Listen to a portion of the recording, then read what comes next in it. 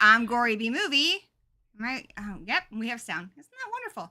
I'm Gory B Movie, and this is Gory Talk, where I talk to my spooky friends about spooky stuff. And today I have a very special guest for you. He's an artist, he's a podcaster, he runs a film festival, and he's my buddy from Crypticon Seattle, where we both do panels. So this is Tony SkeleTony G. Your last name sounds pretty gangster. Not gonna lie. Pretty extra. Pretty gangster, dude. Oh, gangster. Yeah. It's you'd be surprised, G is a word in the English language, and you'd be shocked at how many people get it wrong. All right, my friend. Well, welcome. I like your Terrifier shirt. Hey, thanks. And we got Kelly in the chat. We got Danny in the chat. So, yeah, we have had your co-host on the show from the Grave Plot podcast, where I got this lovely shirt. And, we kind of went more towards his other podcast with the spooky rides. But today, you have your own thing too, which is SkeleTony art. Yeah. What made you get started into that?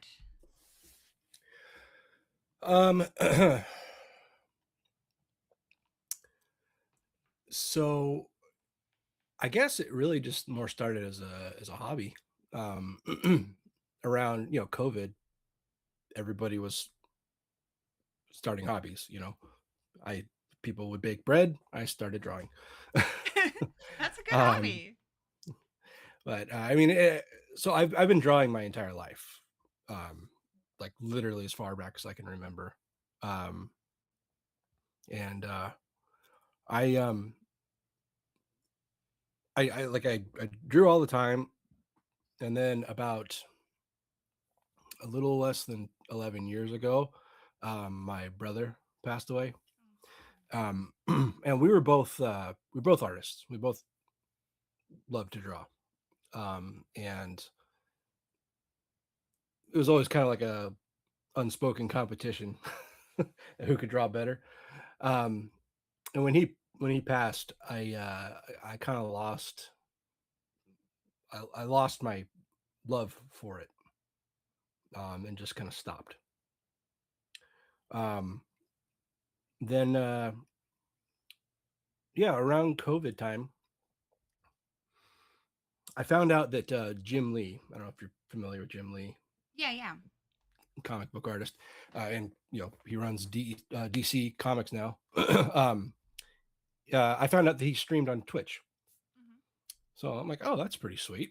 So I started watching his streams, and he would just be drawing. Like at the time, he was actually drawing at comic pages that were going into like Superman comics and stuff. And I'm like, oh, this is really awesome and inspiring, and and through that, I actually got into watching other artists stream. And a lot of these artists were, not only streaming, but had they were professional artists. They that was their either full-time or part-time job.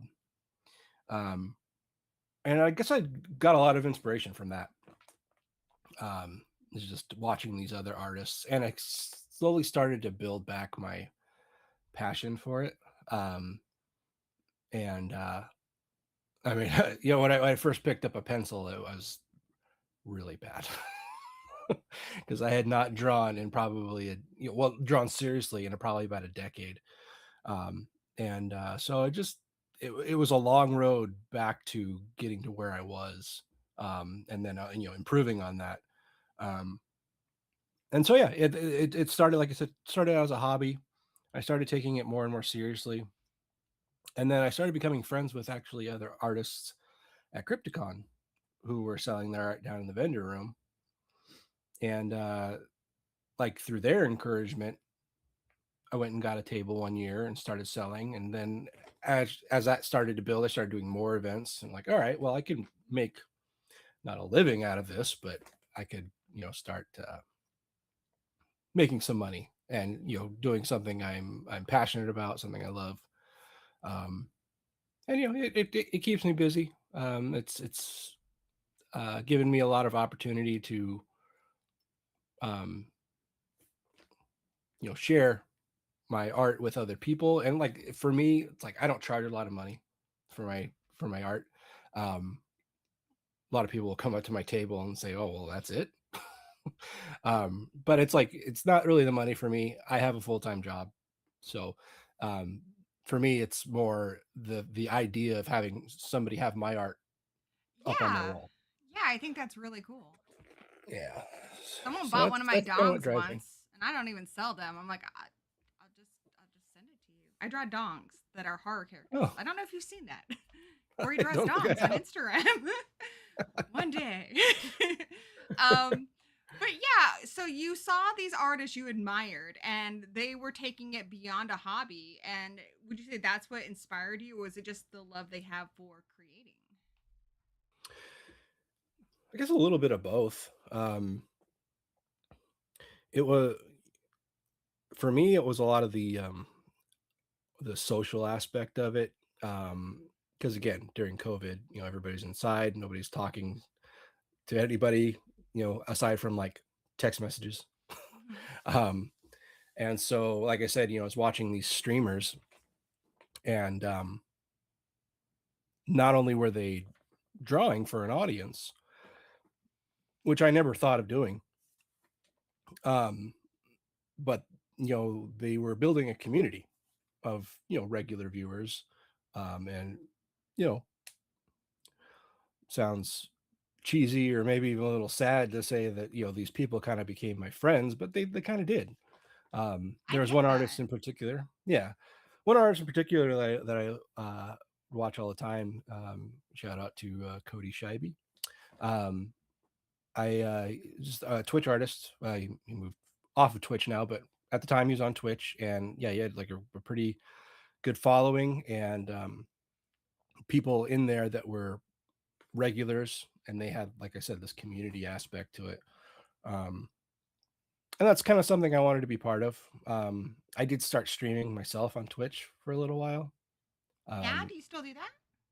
no, I it was too time consuming with the kid. Yeah, Um, you're a how many kids do you have? two now.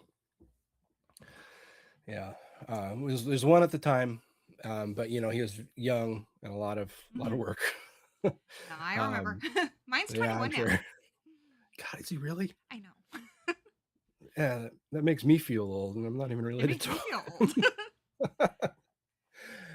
I get um, that because, with YouTube, I have quit on and off over the years, and I'm like, well, I don't have any desire to be a big YouTuber. What I have all these hobbies and projects I do, and I'm like, I got to get rid of something. So I have chosen YouTube as that, and then I realized that a big part of why I do this is the social aspect, like connecting with my friends, like you right now, but then also other people in the community who are also on YouTube. And yeah, I mean, I really miss it when I don't do it, so I understand that. yeah, I fell off. This Cody, the start of the artist. I would watch his stream kind of almost religiously. Again, not just for the art, but he would involve people. He'd do like community draws, um, where he called it making monsters, where he would he's a horror artist, obviously. Like you. Um, yeah. Which is funny. I never sought out to be a horror artist. It just kind of happened that way. But anyway, this guy, he would call it, making monsters, and basically he'd have the audience give a few just single word prompts, and then he would actually draw and paint a monster based on these prompts, and then also everybody else would draw their own. And at the end of the stream, he would go into his Discord and start showing everybody's drawings. Um, so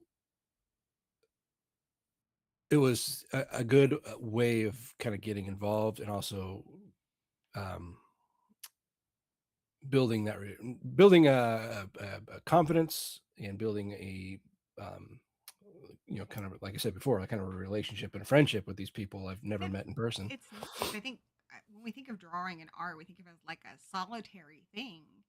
But it's neat that there's a way now to be social with it. Like certainly before the internet, I think that was probably a lot harder to do. But same thing with Yeah, like I had a guest on recently, and she's a horror book author, and again something very solitary, but there's this great community. So I've always thought the horror community as a whole is really great, but we have these little like subgroups too that are equally loyal. Yeah. Yeah. How And does the horror art community, are they all composed of artists, or are some people, fans? Do you guys share art together? um, well, I mean, there so, like when I'm doing like conventions or shows, um, I wouldn't say all the time, but a lot of the time, we're very social with each other. Mhm. Especially if it's like a weekend show and we're sitting next to each other all weekend. It's like, yeah, we'll have a conversation, talk about the things we like. We're all horror artists here, so I'm sure we've got something in common. So yeah, there's a lot of discussion and a lot of sharing of art, and a lot of times there'll be like art trades. Especially like at the end of a show. Mhm. You can see these artists kind of getting up and say, "Hey, I'll give you this if you give me that." And Oh, that's um, neat. yeah, it's pretty cool. It's a nice little kind of, like you said, like a sub community. What are some of Um, the cool wins you've gotten in this trade? Like, is there something special you've received? um, nothing, nothing big. I'm not a horror artist, but I did that. My friend Steve McGinnis, who actually is an artist, he does like my dongs. I think he's the only one who does. I gave him a dong of Pennywise dong, and he gave me an actual really good art. So that was there you go. nice. See, I'm relating. um, so I want to check out your website here. Let's fix this little window. I'll say that looked familiar. Yeah, because I remember I didn't get a chance to see you. I did see your table. I think I missed you at HorrorCon, Elvira's HorrorCon in Puyallup, Washington. And I saw on your Instagram that this very gorgeous Jerry Dandridge, which by the way, like my first big crush, that you presented this to the man himself. What was that like? Yeah, that was that's really cool. That's fun for me every time I can do it. Um, and I've kind of built a wall up here of my art. Like it's That's funny, I so have this cool. wall of art that started out with being other people's art, and now it's mostly my art that has been signed by celebrities. Do your kids ever try to um, compete to get up on the wall with you? Say again. Do your kids ever compete to get up on the wall with you with their own drawings? Oh, well, I've got my own kid art section over Yeah, yeah. here. You go over to the kid art section until you're good enough to be on dad's wall. Well, it's like, it gets to a point where it's like every day bringing home a folded up piece of paper. It's like, I drew something for you. It's like, oh, great. Thank you. Yeah, it's great, Run a Daddy. wall. So, what did um, Chris Sarandon say when he saw this? yeah. So it's like, they sign things all weekend, and, especially these people who are on the convention circuit, they're doing this, Yeah. you know, most of the year. Um, and I think it's not often that they actually deal with the artists themselves. So when I'll go up there and say, "Can you sign this for me?" Um, they'll just say, "Oh man," like they'll say, "Oh, this is beautiful. This is great." And I'm like, "Oh, well, thank you very much." And they'll kind of, "Oh, you're the artist?" Oh, Like, wow. "Yeah, that's mine." That's And it's like, "Oh, cool. this is great. This is really good." So that's always kind of a confidence boost because I think every artist, um, of any kind, of any medium, uh, anybody who creates any kind of art feels imposter syndrome, um, more often than probably not, to be fair. And so that's kind of how I feel sometimes, is just a big dose of imposter syndrome. So when I can kind of get my sails Validation? filled with, yeah, some validation, yeah, with compliments from the people who inspire me as an artist, um, visually speaking, um, it's always really nice. We're all inspired by Jerry Dandridge, visually speaking. As the one of the first. horror I'm so movies. impressed you draw hands. So the reason I draw dongs because they have their balls. I put so much work into the balls, but I just can't draw hands. So I'm just so like impressed looking at this. Like, look at those beautiful hands you drew. Oh, you know what? This one especially, I impress myself because Yeah, hands are a bitch. they're hard. uh, yeah, I like, and it's like I didn't have to redraw them a lot, which I often do. Um, those ones I just threw them down and I like look back at them like, I'll be damned. I don't have So, to redo that. what's your process? Do you start with like a sketch pad and paper? Or do you do it digitally? So I started, obviously, I started out with traditional, pen and paper, or sorry, pencil and paper. Um, and that's really my first love and what I prefer to do. But I've moved to digital predominantly because it's faster, it's cleaner, um, and I can get more done because I'm trying to sell it. Hmm. Um, when I'm drawing, kind of like a passion project, that's when I'll sit down with some paper Do and you use actually like a draw it. drawing tablet? Yeah, I have an iPad. Um, I have a tablet around here somewhere that was intended for drawing, but it's kind of big and unwieldy, and, and especially with kids now, it's hard for me to come back here and sit at my drawing desk and just draw by myself. I have to be out in the living room, and so it's easier for me to take my iPad and sit there and draw on my iPad because I can be present with the family and then also be kind of working at the same Yeah. time. Was that a big adjustment going from doing it on like a notepad to doing it digitally? Yeah, there's a pretty significant learning curve, at least for me. But I mean, I'm not the only person. I know that I've heard of other artists, having it being a challenge to switch to digital. Um, it's really, you've got the tactile sensation of Yeah, drawing on paper.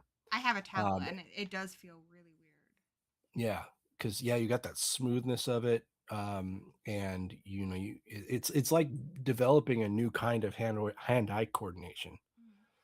because you're drawing, and for the most part, your line is following where you're drawing, but it's not.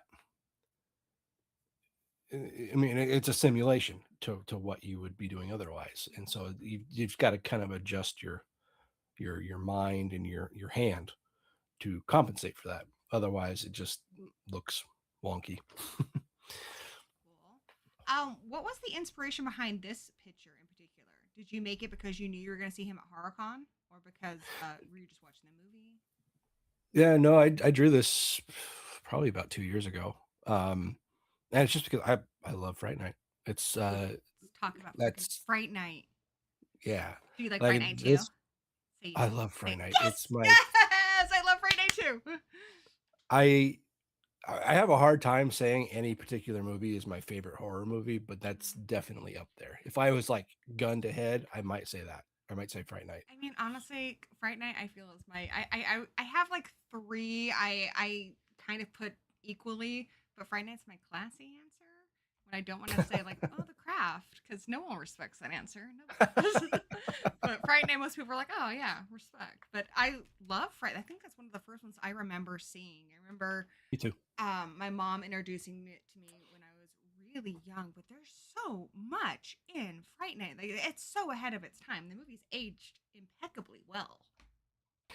Yeah, and something I never put together um, was I remember hearing an interview with Tom Holland, the director, Mhm. and he was saying that the inspiration behind it was Rear Window, but if Dracula lived next door. Yeah, and it's Like that's exactly exactly what it that. is. Yeah. Yeah. And it's Um, made worse because I mean, just like in Rear Window, where they don't believe him because they're like, "You have way too much time on your hands, my dude." In this one, he's already a horror fan, so no one's gonna believe him when he's obsessed with this vampire host. So it just sounds ridiculous. yeah. So yeah, I think that's really relevant now with a lot of times when people try to share an experience, and unless you have like photos or video, and even then with AI and stuff, nobody a lot of times will believe you. Like nobody would believe you if you Yeah, dated a vampire next it's door or getting even a hard to believe murderer. your own eyes anymore. Yeah, but the performances are so good. Like everyone is so good in it. Oh yeah, I, uh, I'll watch this movie multiple times a year. It's my sick day movie, you know? Yeah, I get that, and it's one of that. I remember when it came on 4K in the Steelbook, it was so hard to get, but like I was like, just take all the money because like I need this. And I think a lot of it. I mean, I love all the characters in this, but I think in particular, I really love Jerry Dandridge because he's not just a sadistic killer. You get the sense that if he had any other way to eat, he probably wouldn't kill people. I mean, he likes to seduce women and stuff. He does enjoy that, but he kills people because he has to eat. Yeah. And there's a certain sadness to him, and he does relate to the humans in the movie. I've seen a lot of vampire movies where they treat them like a different species. But, Mhm. he doesn't want to ruin Charlie's life. He keeps telling him, hey, dude, like, just can you back off? He is able to have a nice conversation with Charlie's mom. And I think one of my favorite parts is when he approaches Ed and is talking about how, they bully him. And if you come with me, you're going to be accepted. And there's a lot of layers to that, too. Mhm. And I think some of it is, just because the actor is gay and but I feel like it comes through the character too, him being a misfit and such, but also just this person who's not allowed to be who they are in public. And you have this very charismatic man who's lifting him up from the ground and saying, you're safe with me. Like this is a safe Yeah. place for you. And how alluring that would be. Yeah. And yeah, the character like Evil Ed, um, it's pretty basic and pretty surface level to say, oh yeah, he's a horror fan, and horror fans were outcasts, in the Mm-hmm. 80s. Um, and but that translates so well to anything else, really. Like, yeah, okay, let's say he's a gay kid instead of a horror fan. Mm-hmm. Same thing, you know, social outcast, misunderstood, um, you know, people bashing them and hating them without really knowing who they are or what they're about. So yeah, I mean that it translates in a million different ways. And the other thing that really, also, I saw your comment, Kelly. Let me know if this helps. I moved it closer to my face, so hopefully my mic's not cutting out. With, uh, oh my gosh, why am I drawing a total blank on his girlfriend's name? She's played by Amanda Beers. What the Amy. Amy? Oh my gosh, I keep wanting to say Amanda, but I know it's not Amanda. Fun fact: did you know she kept the boobs from that movie for the longest time? She did eventually sell them, but that was the thing she kept from the film. The boob she has I for the shark suit. Yeah, the shark mouth. Yeah, yeah, yeah. Yeah. I think And I that did hear whole that. face, the guy who did the special effects, he had to do it in like a weekend. Can you imagine the kind of pressure? Like we talk about Wow. these days with the CGI pressure, but he had to create that and he thought it looked terrible. And I think it's so impressive. But the reason I bring her up is, and throughout the movie, she has this relationship with Charlie, and you get the impression that he doesn't really give her the attention she wants. She's just his girlfriend. I mean, honestly, every time I watch it, I just don't really think he's really appreciating her. And she wants someone to see her and make her feel beautiful and appreciated. And that's why he loses her to Jerry Dandridge. It's not because he's this hot, sophisticated man next door. It's because he actually looks at her and treats her like she is special, which to him she is because she looks like this lost love, which it's kind of a trope now, but hadn't seen a lot of movies that had done that when I saw this Yeah. Yeah, I mean, Charlie, he's not really a very sympathetic protagonist. one. Charlie's a um, doofus. yeah, he's kind of a boner, and like, I mean, But he's relatable, like relatably yeah, I mean, clueless. yeah, he plays kind of the self-involved teenager very well. Yeah. Um, Oh, also, I haven't told you this, but you see this little guy here? My two dogs are sleeping. The one next to Chucky, his name's mhm. Brewster, named after this Nice, movie. Because you're so cool, nice. Brewster. Yes, my dog is named after Fright Night. That's awesome. Some people think it's because of the town. No, it's because of Fright Night. Yeah, and then Roddy McDowall is phenomenal. Oh yeah. I love him so much. He's kind of a mix of like Vincent Price and Peter Cushing.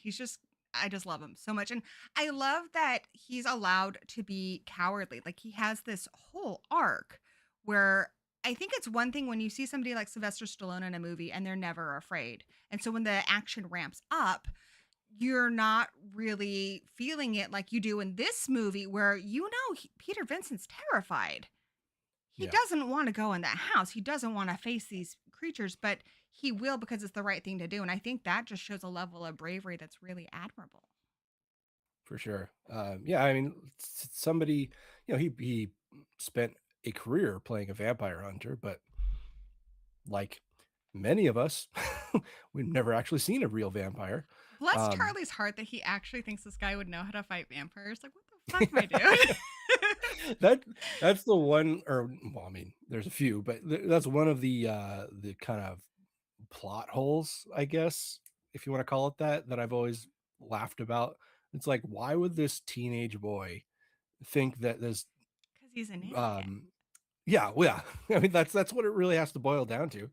It's like, why My would you thought think that this? is he just found out vampires are real. So maybe vampire hunters are real? Maybe that's a fair assumption, I guess. I also, there's that cliche where the villain who eats the apple is an asshole. Like anybody who eats an apple in a movie is an asshole because nobody looks more like an asshole than when you're eating an apple. You cannot. It's like you can't run without looking like a 5-year-old child. You can't eat an apple and not look like an asshole. And the reason that Chris Sarandon chose that because he was thinking of fruit bats and how they need to have fruit all the time. But I feel like he created that cliche of the apple asshole eater. There's just something. I mean, I could go on forever about Fright Night. Like the mirror scene is such a like nod to Dracula.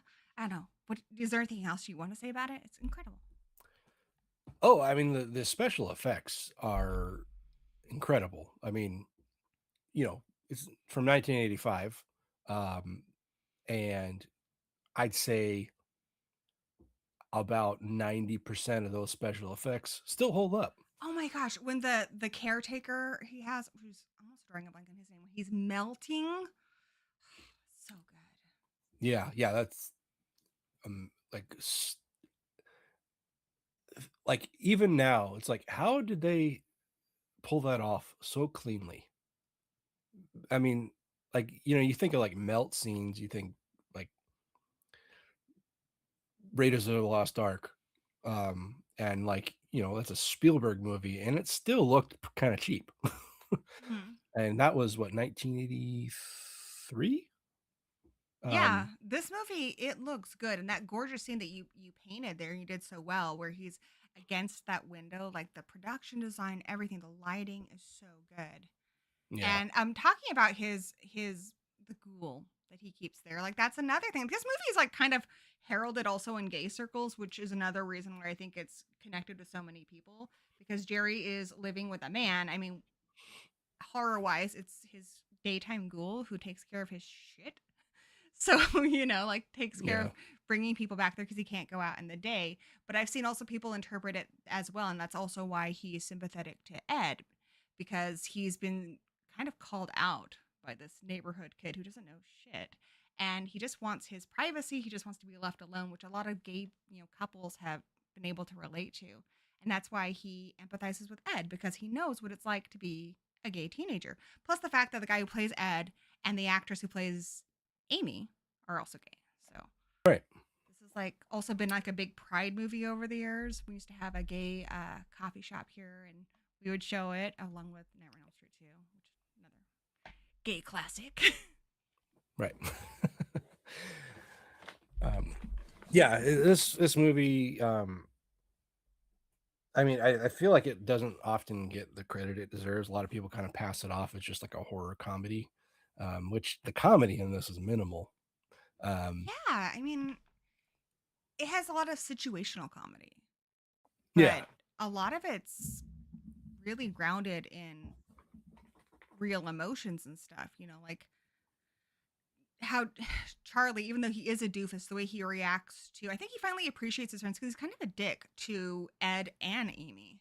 And he appreciates them so much more when he loses them. Like he does look genuinely hurt when Ed's changed and he thinks they killed his mom and then what they did to Amy. And oh my gosh, the other scene too. So this is also a werewolf movie, which we're talking about werewolf movies tonight briefly, because Ed has that incredible scene where he turns into a wolf.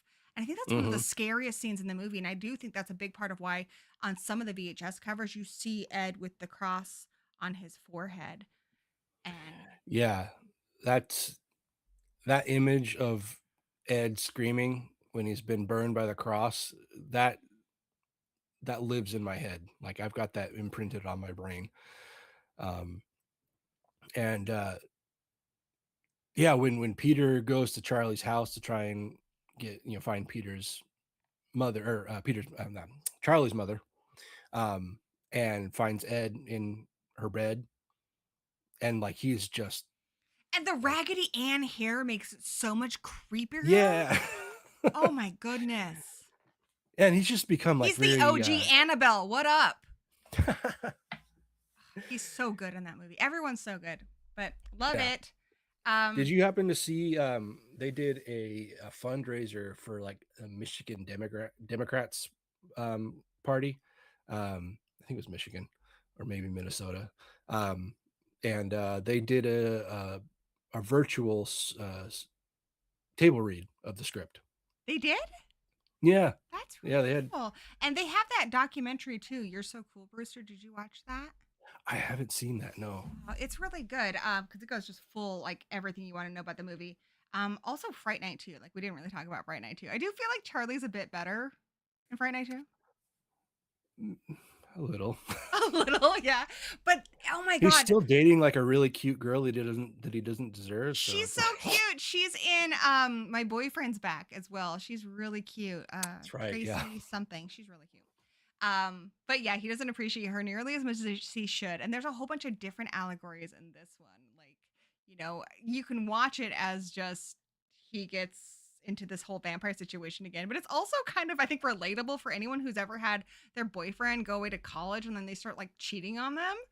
Like, what the fuck, Charlie? And Peter Vincent's great, but the atmosphere in this movie, I think the atmosphere in part 2 is even better than part 1. You So think? good. Yes. Oh my gosh. The vampire who has the long nails and like kind of skateboards when Uh, they're going down the street, that scene is so beautiful. Or when Jerry Dandridge's sister is like doing the whole hypnotic dance thing. There's so much atmosphere in this movie. It's so underrated. Crazy.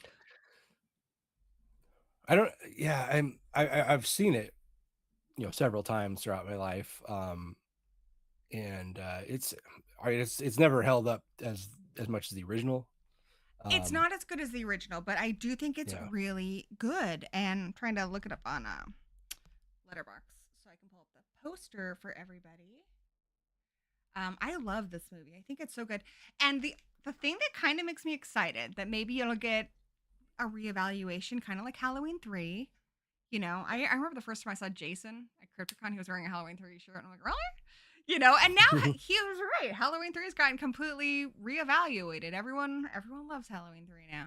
I'm hoping Friday Night 2 does as well because Friday Night 2 is also a Tommy Lee Wallace movie. So Is it? I didn't know that. yeah, it's another Tommy Lee Wallace movie. This one's really, really good. It's so underrated. Plus, you got John Grease in it, who is the Wolfman in Monster Squad. He's also in Napoleon Dynamite. But yeah, he's a Wolfman character in this too. And Brian Thompson, who is also in Kindred the Embrace, he's the bug eater guy. I know he's like an X-Files and stuff, but that's not playing a vampire, so I don't care. Yeah, admittedly, it's been a long time since I've seen this, and you know what? I We tried need to to watch rewatch it. it. It's hard to find. It It's is not really hard streaming to anywhere. find. I actually got one, and I bought it off of eBay. I think it might be like a bootleg, but it is a Okay, really well, nice yeah, there you copy go. of Fright Night 2. It's really hard to find on Blu-ray. You can find it on DVD and VHS, but It is really hard to find, and I think it's due for a nice big special edition. And you know what? Frick. I mean, this whole channel's about celebrating B movies. I need to cover this one. And I need to have you back here to do a watch party with me. So then you're like, holy shit, what? Why don't I have a billion arts of this? You would get so inspired. It's so crazy beautiful. Oh my God, the bowling scene? The freaking bowling scene? Vampires bowling?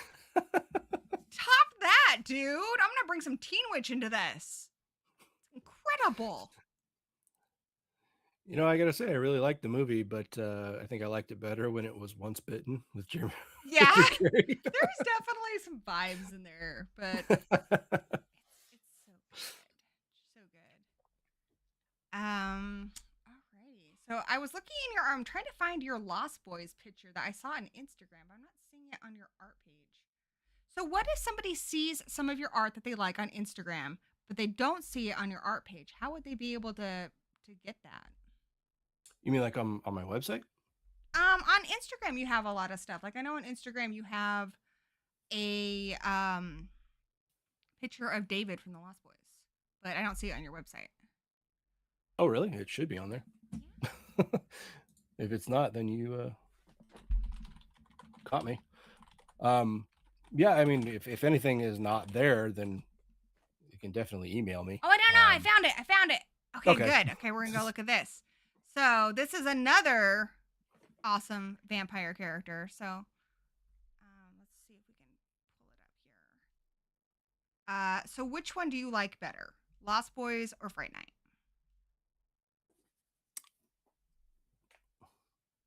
That's tough.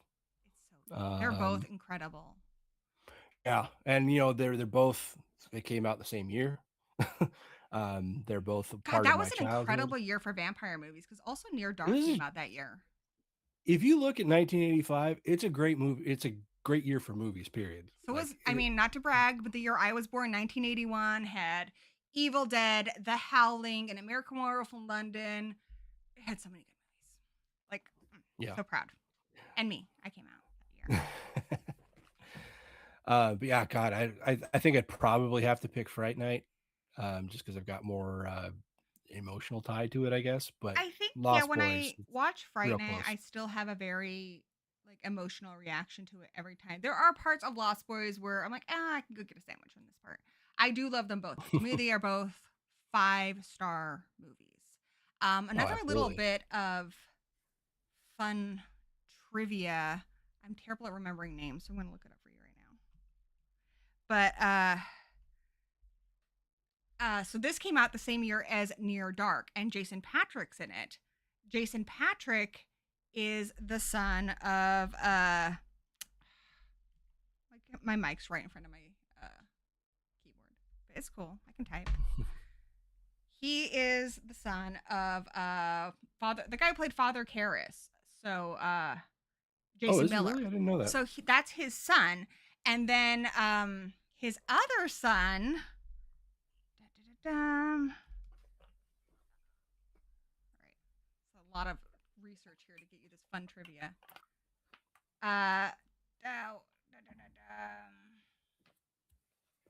Joshua John Miller is his other son. In fact, the movie Final Girls, have you ever seen that? One time, yeah. So good, but it was largely inspired by growing up having your dad famously die in this very famous horror movie and being invited to conventions and stuff to watch it all the time when he was really dealing with the loss of his dad. But yeah, so Joshua John Miller played Homer in Near Dark. He's the young boy in it who famously is like on fire at the end chasing the caravan. Oh, Remember? okay. Yeah. He's the little kid. He also had a small part in like Halloween 3. He's one of Tom Atkins' kids and he's in Teen Witch and stuff. But he's in Near Dark, which came out the same year as Lost Boys, which has his half brother, Jason frickin' Patrick of Speed 2 in it. What? That's crazy. That boggles the mind, is what that does. What do you think was going on in the world that made so many vampire movies come out that year? You know, I've actually thought about that before, and I can't really think of what prompted that. Why vampires suddenly became So so many. famous in the 80s. But there's a shitload of them. I mean, the only thing I can think is maybe it was just riding on the back of the Hammer movies. The other Because Hammer thing, because movies, you and I we both live in Washington, and obviously our prime resource and the jewel of our state is Twilight, right? sure. I think we can all agree that as Washingtonians that we love Twilight. But I kind of balk at the idea that that was the first time vampires were sexy. Because remember, everyone pushed back, like, I want my vampires scary again. What the actual fuck? Where were y'all when Lost Boys came out? Because them some sexy vampires. Yeah, Lost Boys and Fright Night. Exactly. Oh my I gosh. mean, Like I said, Jerry Gary Dandridge was Dandridge. one suave motherfucker. Yeah. I actually had a PE teacher who looked just like him, and I was convinced he was probably a vampire. But Seems logical. what's his butt who directed Lost Boys? Terribly a dude. I can never remember names for the life of me. Joel Uh, Schumacher.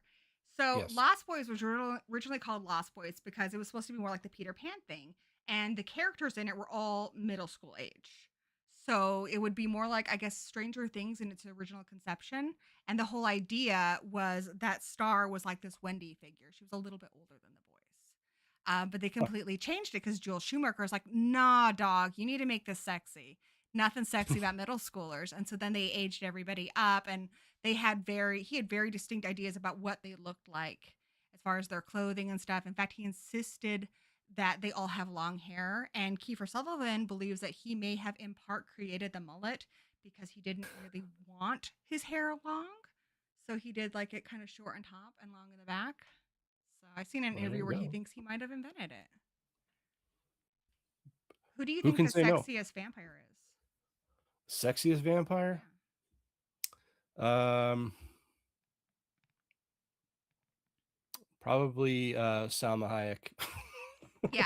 What about dude vampires? Like if you could trade places with a dude vampire for a day and just get your sexy on. uh, Probably either Jerry Dandridge or Gary Oldman Dracula. Okay, let's talk about that because that's a weird answer. Such your friend who's totally supportive. So him later on in the movie when he doesn't have like the butt hair, right? Right. Yeah, yeah. I'm gonna show Yeah, the the butt young one. hair. Uh oh my gosh, when this movie came out, we're segueing to Dracula. When this movie came out, I remember it was my birthday, and I had to have this for my birthday party for like my all of two friends. And we had to go to like 8 different video stores, which thankfully back in the day there were 8 different video stores before we finally found a store that had it in stock. This movie is incredible. But yeah, so not this one, even though this is the one you drew. Right, yeah. Why do you That think was you drew this one? Do you think there's a connection you have to this one? Like you want to be um sexy Dracula, but in your heart you feel like you're not quite, like you have imposter syndrome? I feel like an old man. I mean, there's that. But no, actually I just drew this one mainly for the coloring aspect. Oh, fun. Um Yeah, the I candlelight, really the wanted fire.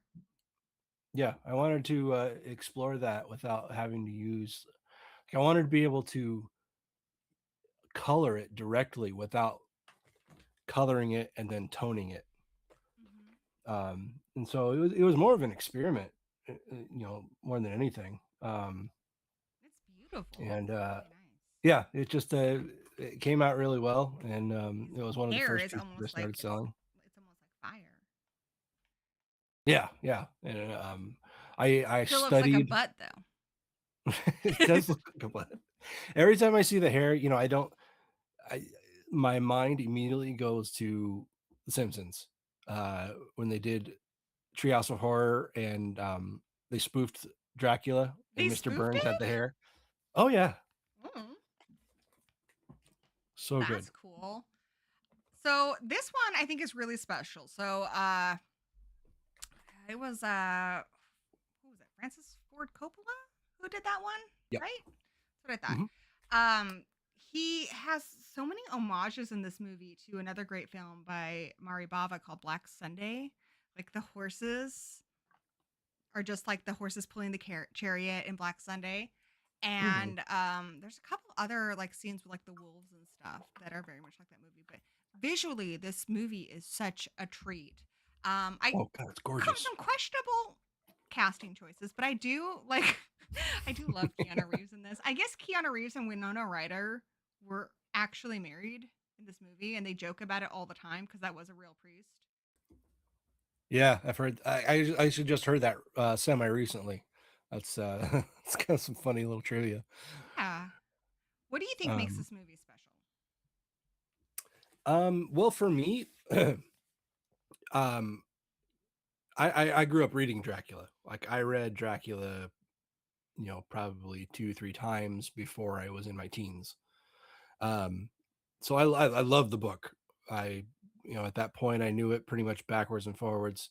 Um, and so for me, this movie, uh, with some obvious deviations, was the closest to the book. Um, I think and aside from like the romance bit, aside from that, which is, but yeah, I would agree with you. Aside from that, it's pretty close. You don't usually see the big group of guys that go after Dracula in the other movies. Yeah. Which Salem's Lot by Stephen King is largely inspired by that. That's why he has Hmm. this big group of men in the town of Salem's Lot going against the vampire in that uh, bar Barlow. Barlow. Yeah. Okay. See, I can kind of get it. But yeah, I kind of like that. The big brewing up the cavalry and so many iconic scenes, like when poor freaking Lucy gets devoured by the wolf face Dracula. Yeah. What Yeah. did you And think about the romance addition to it? I mean, when it first came out, I didn't really process it. You Somebody like, well, it came out in '92, so I was like, what, 7? Um, so I obviously was not processing that kind of stuff. I probably shouldn't have been. Um, so it was kind of later in life when I really started realizing, oh wait, this isn't in the book. Why did they add this? But you know, it's hard to make a book. I mean, you look at Stephen King. It's hard to make a book that's you know second by second faithful to the source material and have it be interesting. You got to pump it up, and you got to draw in those movie audiences because their attention spans are nanoseconds. Um, so I think that's probably why. I think Coppola wanted to not really have this so much a monster movie, as so many other Dracula slash vampire movies are. I think he wanted this to be an art piece, and yeah, introduce the love story aspect. How he came to that, I don't know what his inspiration was, but it was the way he incorporated it and made it seem so natural was Do you think Fright Night could have pretty. inspired him? Because they have this a similar love story in Fright Night. I wouldn't be surprised. I don't know that he'd ever actually admit it, but that if somebody told me that was the case, I'd say, yeah, I believe I you. feel like this movie is all about the fear of losing your hot wife to an older man who has more money. Yeah. And Keanu Reeves ain't enough, all right?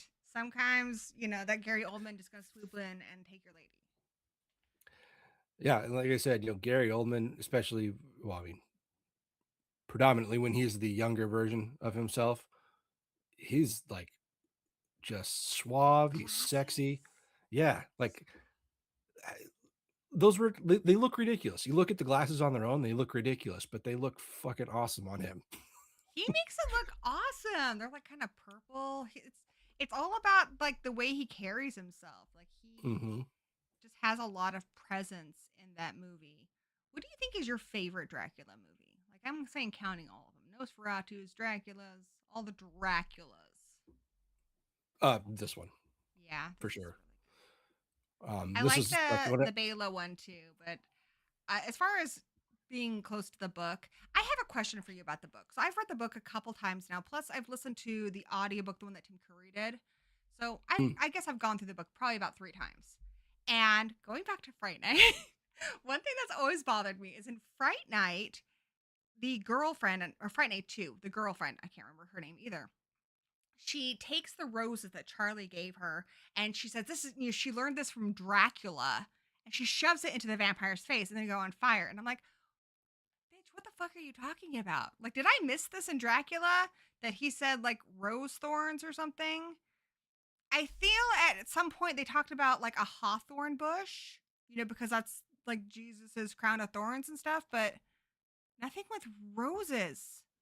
Or am I missing something? Nothing I can think of. Tommy Lee Wallace, you're freaking lying to the people. You probably didn't even read it. Just like you didn't watch Halloween. I'm not mad, but dude, you kind of went off book there a bit. Tommy Lee motherfucking Wallace. Like I said, you got to add that interest. Yeah. All right. I'm looking at your art now. Dude, I love this Evil Dead Rise picture here. I met her at HorrorCon. Did you bring this to her? I did. Yeah? What'd she say? She was another one where she's looking at it. She's like, "Oh, this is beautiful. This is so good, so great." I'm like, "Oh, thanks." She's like, "Oh, did you draw this?" Oh, that's cool. Yeah. I mean, it's always the same. It's always the same exchange. It's like, "Yeah, I drew that." I kind of had that. I mean, I didn't print it off for him, but I did show him it on Instagram when I met Don Mancini. I was like, "Hey, I drew your boy as a dick. Would you like to see it?" And he followed me on Instagram. Let's see if I can. Really? Yeah. He was like, "That's so cute." He's like, "I've never seen him look so good." I'm like, "Oh, thank you." I'm so proud of him. Yeah, he's a dong. So this is my Instagram. Let's see. It does show it. Yeah. So this is my art. I don't know. Awesome. I don't know if it can really be counted as art. My mother hates it. She thinks there's something wrong with me. But it kind of just started because I can't draw hands. But I discovered I can draw testicles. So, well, there you go. Yeah, everybody's got their talent. Don Mancini. But I got beetle dong. I got that's cool. Dongs. I like that. So I get the toils of art, obviously. Of course, suffering for your art. Yeah. I'm actually drawing a xenodong. It's a dong, but it's got a second dong in its mouth. I like to challenge myself as a creator and an artist. So sure.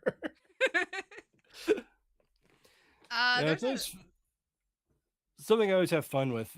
I try to do it. I try to do it without overdoing it. Is to do plays on things like that. Like I have a xenomorph piece. It's a something like that, or it's a crossover where it's just that's just fun. Yeah, and like I have fun with it, and people seem to be entertained by it. I've sold a lot of copies of this one. That's really cool. I like that a lot. Yeah, and then I've got a xenomorph one. It's like I made it like a family photo. I've got the I think it's Xeno Family is what it's named. Pull it up here so we can look at it. Oh, that's cool. That's adorable. Oh, they're little babies. I don't know what made me think of that, but what was the inspiration? I have no idea. I just sat down and started drawing it. I'm like, this. I hope that this looks as ridiculous on paper as it does in my head. I love the bow on the daughter's head. It's so cute. Oh my gosh. And I love the little touch where you gave the queen Morticia's chair from the Addams Family. Yep. That's nice. That's real nice. That's adorable. There's another one I wanted to pull up and talk about. Because I did promise we're going to talk about werewolf movies, guys. So, you had a Howling picture, and I was going to look at it. So, The Howling also came out in 1981, which is also the year I entered the world. So, there's that. Are you particularly biased with oh my gosh, what did I do? Did I break it? All right. I did. Can you guys see it okay? Yeah, I think it's fine. All right, there we go. Okay, so this one, The Howling. Is The Howling... Oh, wait, first I have to ask you, so were you born in 85? Is that what you're partial to 85 or 84? I was born in 85, yeah. Holy shit, the truth comes out. Anyway, this movie came out in 1981, which I have to say to date is the best year of werewolf movies. Why? Because we got mother frickin' The Howling and mother frickin' American Werewolf in London in the same year. Which one is your preferred movie? Uh, I'm a big Rick Baker fan, so I'll usually go back to American Werewolf. Um, but I mean, so I'm a special effects guy. I that was when I was a kid. That's what I wanted to do for a living, Oh, is that's make cool. do special effects. Um, and obviously it never panned out, but I still have a passion for it. So that's that's actually what draws me to werewolf movies a lot of the time, is the special effects. I think that can Be- really ruin a werewolf movie too. Like I remember I was it so definitely can. excited for an American Wolf in Paris, and then they had these CGI monstrosities, and I was just like, ah, that wouldn't be terrible if it wasn't for that. But particularly that it's the sequel to an American Wolf in London, where to this day that has got to be the best werewolf transformation ever. Oh, absolutely. And Yeah. the sequel came out 10 years later, and it looked terrible. So sad. But you did get to see werewolf boobs, so all's forgiven. How often can you say that? I mean, not much, dude. I gotta see werewolf Not boobs. enough. Not enough. Not enough.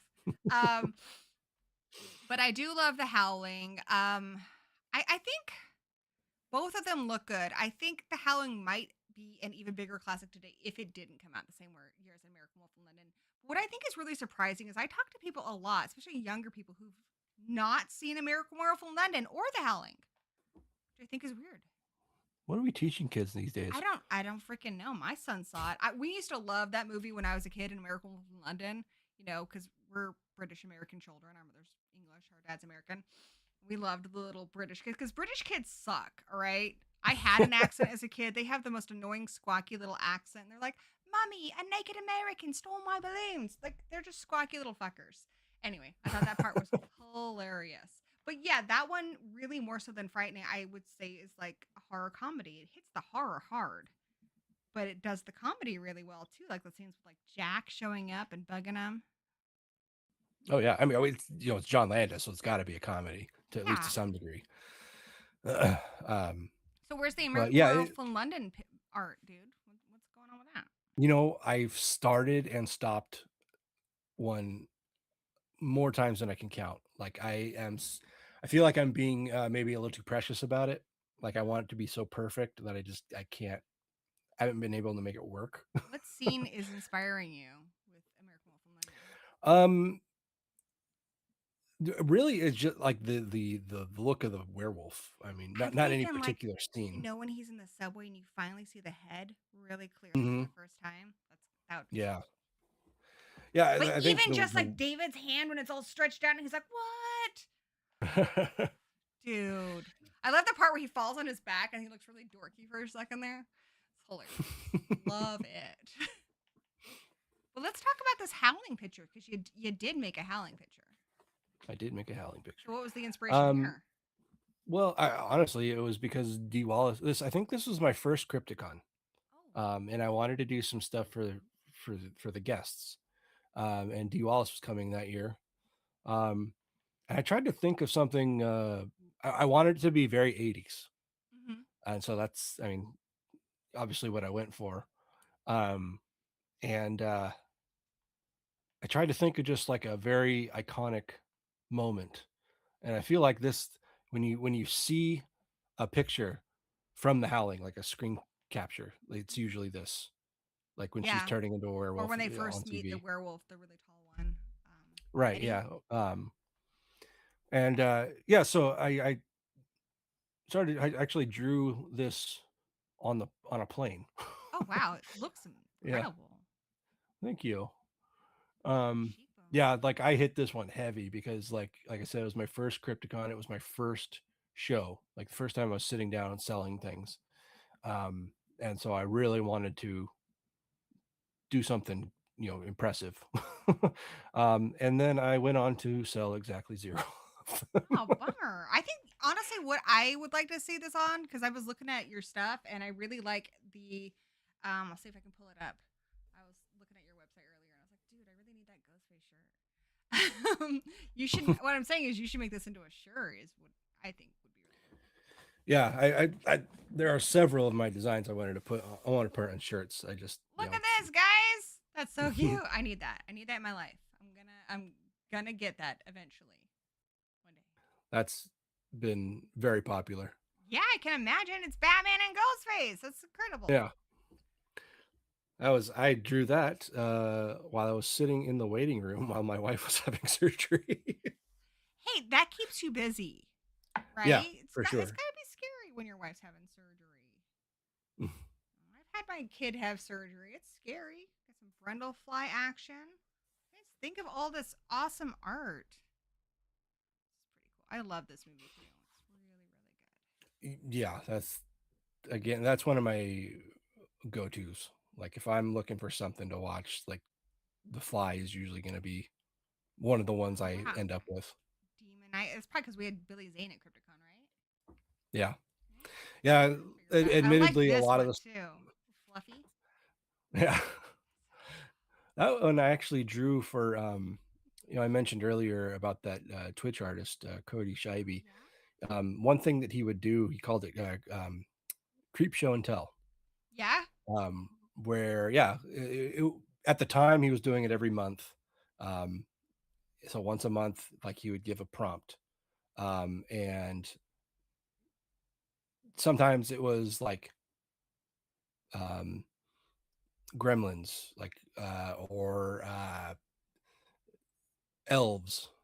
Um, I actually I he drew my name to pick a prompt once, and I picked video game characters. Um, and And then then everyone had to draw them, right? yeah, yeah. The one I picked, like it's like yeah, they had to pick Oh, that's cool. Like on an YouTube, we actual have things like existing. that called like when people do tags, so to speak. Do what? Oh, on YouTube, people will do like a vampire tag, and there will be like 5 questions, and then other people would make a video like that. So you kind of have the same thing in the art community, right? Oh yeah, yeah. But yeah, that one was actually a creep show because I think maybe there was like creep show was having some kind of significant anniversary, maybe 40 years, something like that. And so the prompt was creep show, and so Who's I your favorite special effects artist? Would it be Rick Baker, or would you go with Tom Savini, or somebody else? uh I'd go with Rick Baker. I think that guy is just a genius. He's well, so Rick Baker and Stan Winston Stan are Winston, yeah, my Alien, Pumpkinhead. Also, yeah. guy who doesn't get enough, I think, like flowers. Screaming Mad George, dude. Like, he's Oh yeah, for incredible. sure. Yeah, he's one of the kind of the unsung heroes um, of special effects community. But when like the real ones know. Yeah, yeah. I mean, even in some of the, I guess, cheesier movies he's done, like Children of the Corn 3, like, that's why that movie is a go to watch because the effects are so good. But I do want to Yeah. ask you, I pulled up my movies here. Let's, 5 go to that doesn't necessarily even have to be what you consider the best, just your go to comfort vampire movies. So we got Fright Night, we got Lost Boys, Fright Night, Lost Boys, Dracula. Dracula. We got Um, 3. Yeah. I'm panic thinking. um, um, um, um, um, Underworld. Underworld. I That love would be, Underworld. I think, a fun one to make some art for. I've contemplated drawing a lichen. Yeah. Um, You get vampires and werewolves in this too. yeah, yeah. That's ultimately why this is one of my favorite movies, even though it's not really horror.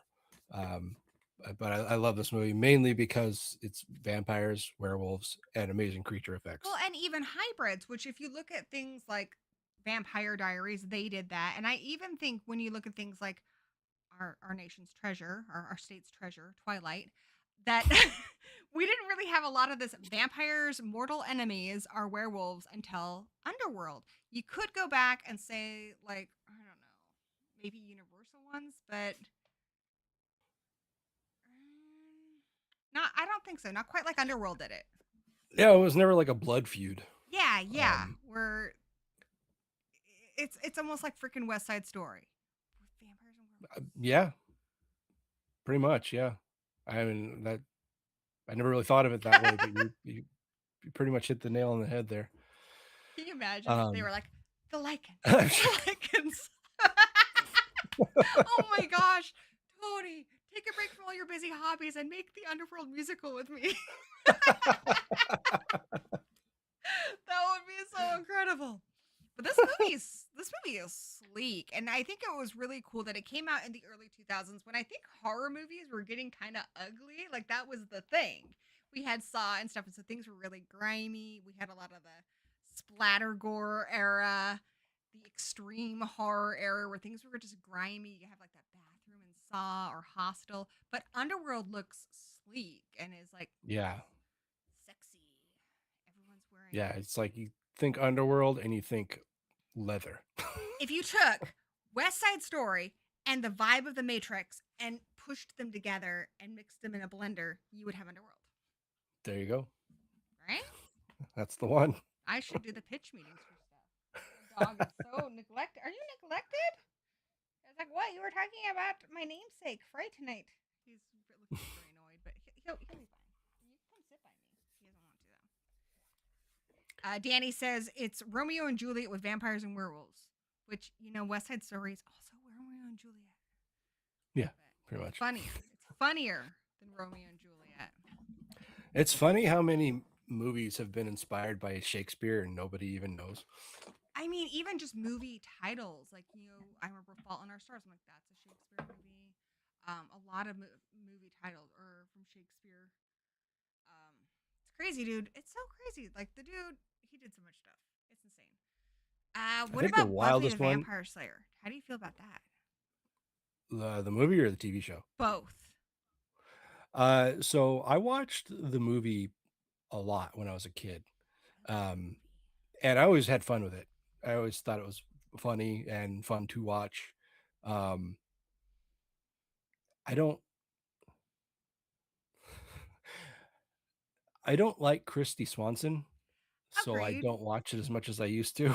She was nice when I met her at HorrorCon, though. I was a little nervous because I Yeah, don't agree with her a lot of the things she posts, but right. Yeah, there's the whole separate the art from the artist mhm. thing. I have a hard time with that sometimes. I agree. Um, I weigh it with how much I like the thing with how bad the thing they are doing or have done is. mm, So, like Buffy the Vampire Slayer is practically like there's like two whole shelves back here of just Buffy books. The amount I like that show is incredible. The amount I I dislike Joss Whedon can't quite meet that, and I kind of go with things like that where criminal charges have not been issued. And it's like, okay, he's an asshole, but Alfred Hitchcock was an asshole, and no one's telling us to boycott Psycho. No one's telling us to boycott The Shining because Kubrick was an asshole. I think a lot of directors are assholes. So, but what's his name? Will Wheaton said that in regards to the Buffy thing, he said, what matters the most is what it means to you. That's more important than anybody who created it or anything behind it. So that's what's important. So if it means a lot to you, then don't let them take that away. yeah, and the movie, well, the TV show too, but the movie was about high school kids, so I didn't really relate on that level when it came out, but it took place in California where I grew up. Okay. Um, See, and so that's why it's you don't one. appreciate Twilight. It makes sense now. You're not really one of us. um, Oh my goodness. so yeah, Buffy is one of those movies I can watch, and it kind of makes me feel nostalgic, I guess. Hmm. I remember I watched Just this at because a slumber party in like middle school. Hi guys. nice. But the TV show, I love the TV show. You I watch that do? show religiously. and I've Yeah. probably watched the series through about 3 times since it's been off the air. Yeah, I want to go Um, through and do something with Buffy, but I don't know if I want to do a podcast or just something on my show. But I love Buffy. Oh my gosh, you guys, I'm gonna let them out because they're being crazy. All okay, right, here you go. I'll be here. Come on, go, go, go, go be with your father. Okay. So, what would your fifth one be for vampires?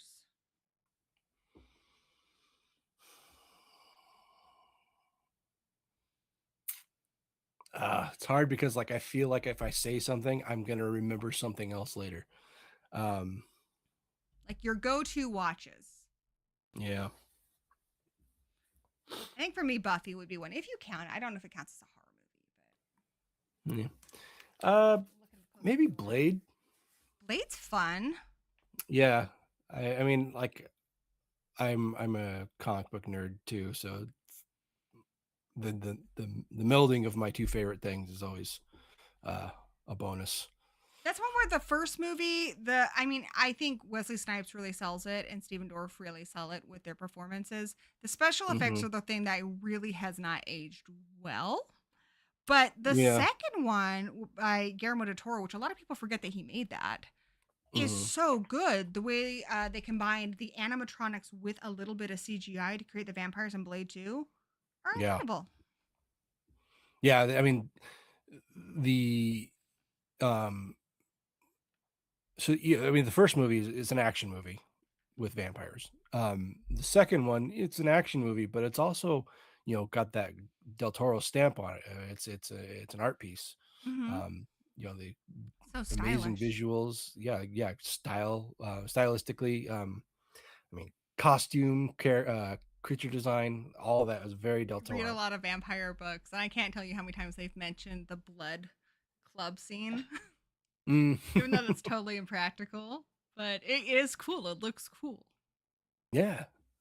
Um, yeah, I remember the first time I saw the first Blade. I'm like, this is fucking wild. Yeah, I'm so and Oh it's wait, you know so what? If I'm replacing Blade okay. with John Carpenter's Vampires, Ooh, that's the it's one. kind of like a western vampire movie. I used to have this poster up in my apartment back in the day because I worked at a place where I got posters for it was a video store. So what is it about this movie that puts it up there? For me, I like the hunter aspect. If there are vampire hunters in a movie, that always sells it for me. But the vampires themselves, they're very classic, and that's like I have an image in my head of how vampires should look, um, and this is it. Like I mean, they're pale, broody, and they have pointy teeth. That's what vampires should look like, and they've got the fingernails. Um, but something like Buffy, where the vampires get the ridged foreheads and look very demonic. That's cool. I like the way it looks, but I prefer just this very clean, classic Dracula-esque vampire Yeah, look. for Buffy, they really needed them to not be. They needed to look not like high school students because she's going to be Yeah, killing them a lot, and they would have been taken off the air probably if they looked like kids. But I think they also wanted them to just look really monstrous. Plus, the mythology in Buffy is that it's a demon inside of them. But yeah, this is more yeah. of like your classic look. I do like the hunters. It makes me wonder. I think my favorite vampire hunter movie, and I'm not going to put Blade into this because it's kind of like comic book realm, and I'm not going to put Buffy in this either. But I guess an unsung one I really like. Have you seen The Forsaken?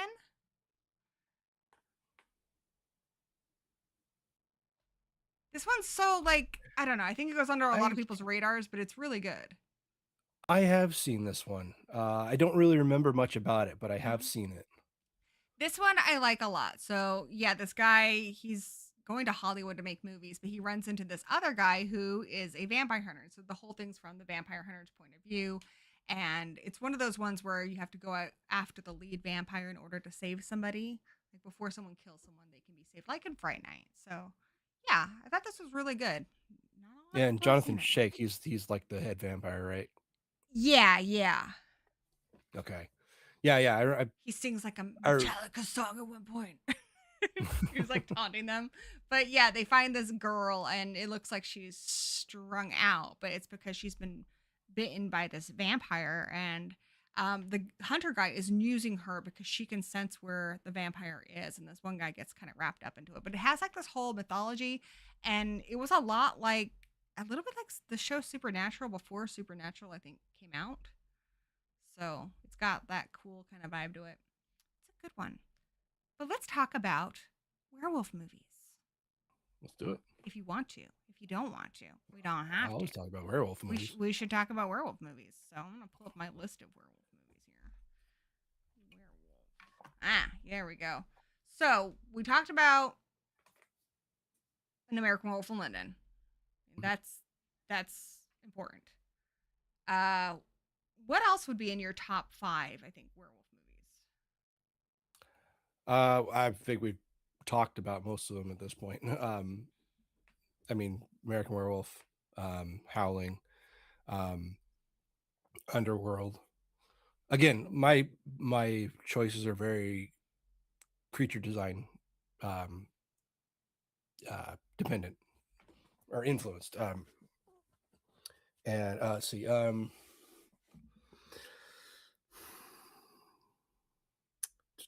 What about Ginger Snaps? I never got into Ginger Snaps. I know that it's like a cult classic, but I just never did anything for me. Have you ever seen Wolves, where it's got freaking Aquaman as one of the wolves, Jason Momoa? It's so bad. It's so bad, but it's kind of bad in like that Troll 2 way where it's kind of fun. Okay. I'm familiar with it. I've never actually seen it. That's some hot garbage, but it is really fun. Have you seen the movie Bad Moon? Came out like the mid 90s. Yeah. Yep. Yeah, Yes, 96. I have seen that one. I think the werewolf looks a lot like the original werewolves in Buffy. The reason I like this, and I wish more people would check out the book it's based on. So it's based on a book called Thor, and the entire book is from the dog's point of view, which you kind of get a little bit in the movie, but they change quite a bit. Like there's an entire family. It's not just a mom and her kid. Like there's multiple kids, and it's just really, I don't know, if you're a dog person, it's really good. Like the dog is such a good boy. He just it looks like he's just sitting on the porch, but then he's aware of where each of the kids are. Like he's keeping an eye on everything. And then the mom's brother comes, the kid's uncle comes because his girlfriend's been killed. He was attacked by a wolf and she wants him nearby. So he's like living in this airstream on their property. And Thor knows he's not right, that he's a threat to the family. And the family just thinks their dog's being crazy. Their dog, that's usually super sweet, is being really aggressive towards the uncle. And so Thor, it's this really complicated thing where he wants to be a good boy. He wants to make his family happy, but he also has to protect them. And it's heartbreaking. Like they take him to a shelter and Thor, he's just devastated. I mean, it probably sounds really cheesy, but it's like in the book, it's so moving. It's by Wayne Smith. And when they finally realize what's going on and that they were actually in danger, they bring him back and Thor won't even eat. And like the dad and the family is like apologizing to him and trying to get him to eat and stuff. But he's just so heartbroken because that's his whole world, is being a good boy and this whole family. And I don't know. It's a really like underrated book. Seems like there's a lot of stuff they could have left in the movie to make it better. Yeah, I like the movie. The movie's a fun little bit of cheese, but the book is really heartwarming. And I think it's one of the best dog characters I've ever experienced in a book. Like they didn't make it like a Disney movie or make it comical. Like they really thought like how this dog would think and behave, and it's really good. Like, another one I don't think a lot of people have heard about is Wolf Girl. It's also called Blood Moon. Like the DVD I have is called Blood Moon. Have you seen this? It's got Tim Curry in it. It was a TV movie. Oh, okay. No, I don't think I've seen that one. I don't know if this one's for everyone. It's really shit special effects. Here's the thing though. This is a TV movie that dropped dong. Not gonna fucking lie. This movie's incredible, but it's another one where I feel like it's got a lot of layers to it. So it also has Sean Ashmore, who I have a hard time telling the twins apart. I think he's the one who's Iceman. He's the one who drops the tiny dong. It's a little fake dong. He's like a micro penis. And Grace Jones is in it, but you have this girl. She's part of this traveling circus, and she's covered in hair, and she's very, very, very sweet. And so everyone in this circus adores her. She's like Mm. their adopted daughter, even though she is part of this like whole, I guess, like freak show. And the kids in town will come and they're really cruel to her. And then you find out that later on that they're cruel because they have their own problems. Like the one guy who bullies her, he's got the micro penis, dude. But I can't even remember how it happened. But I think she's trying this like some kind of elixir or something. I don't remember how, but she starts to lose her hair, and underneath it, she's more stereotypically beautiful. So now Naturally. everyone's giving her a lot more respect and stuff. But the thing is, the more she looks like a normal, beautiful teenage girl, the more feral she becomes. So while she was very human before and kind, she becomes more ruthless, and then she starts killing people. Even and so, she's like this girl who looks like a beautiful, like teenage girl, like who could be like a supermodel, but she's hunting down people and ripping them apart. So it's a Hmm. really different take on the werewolf story.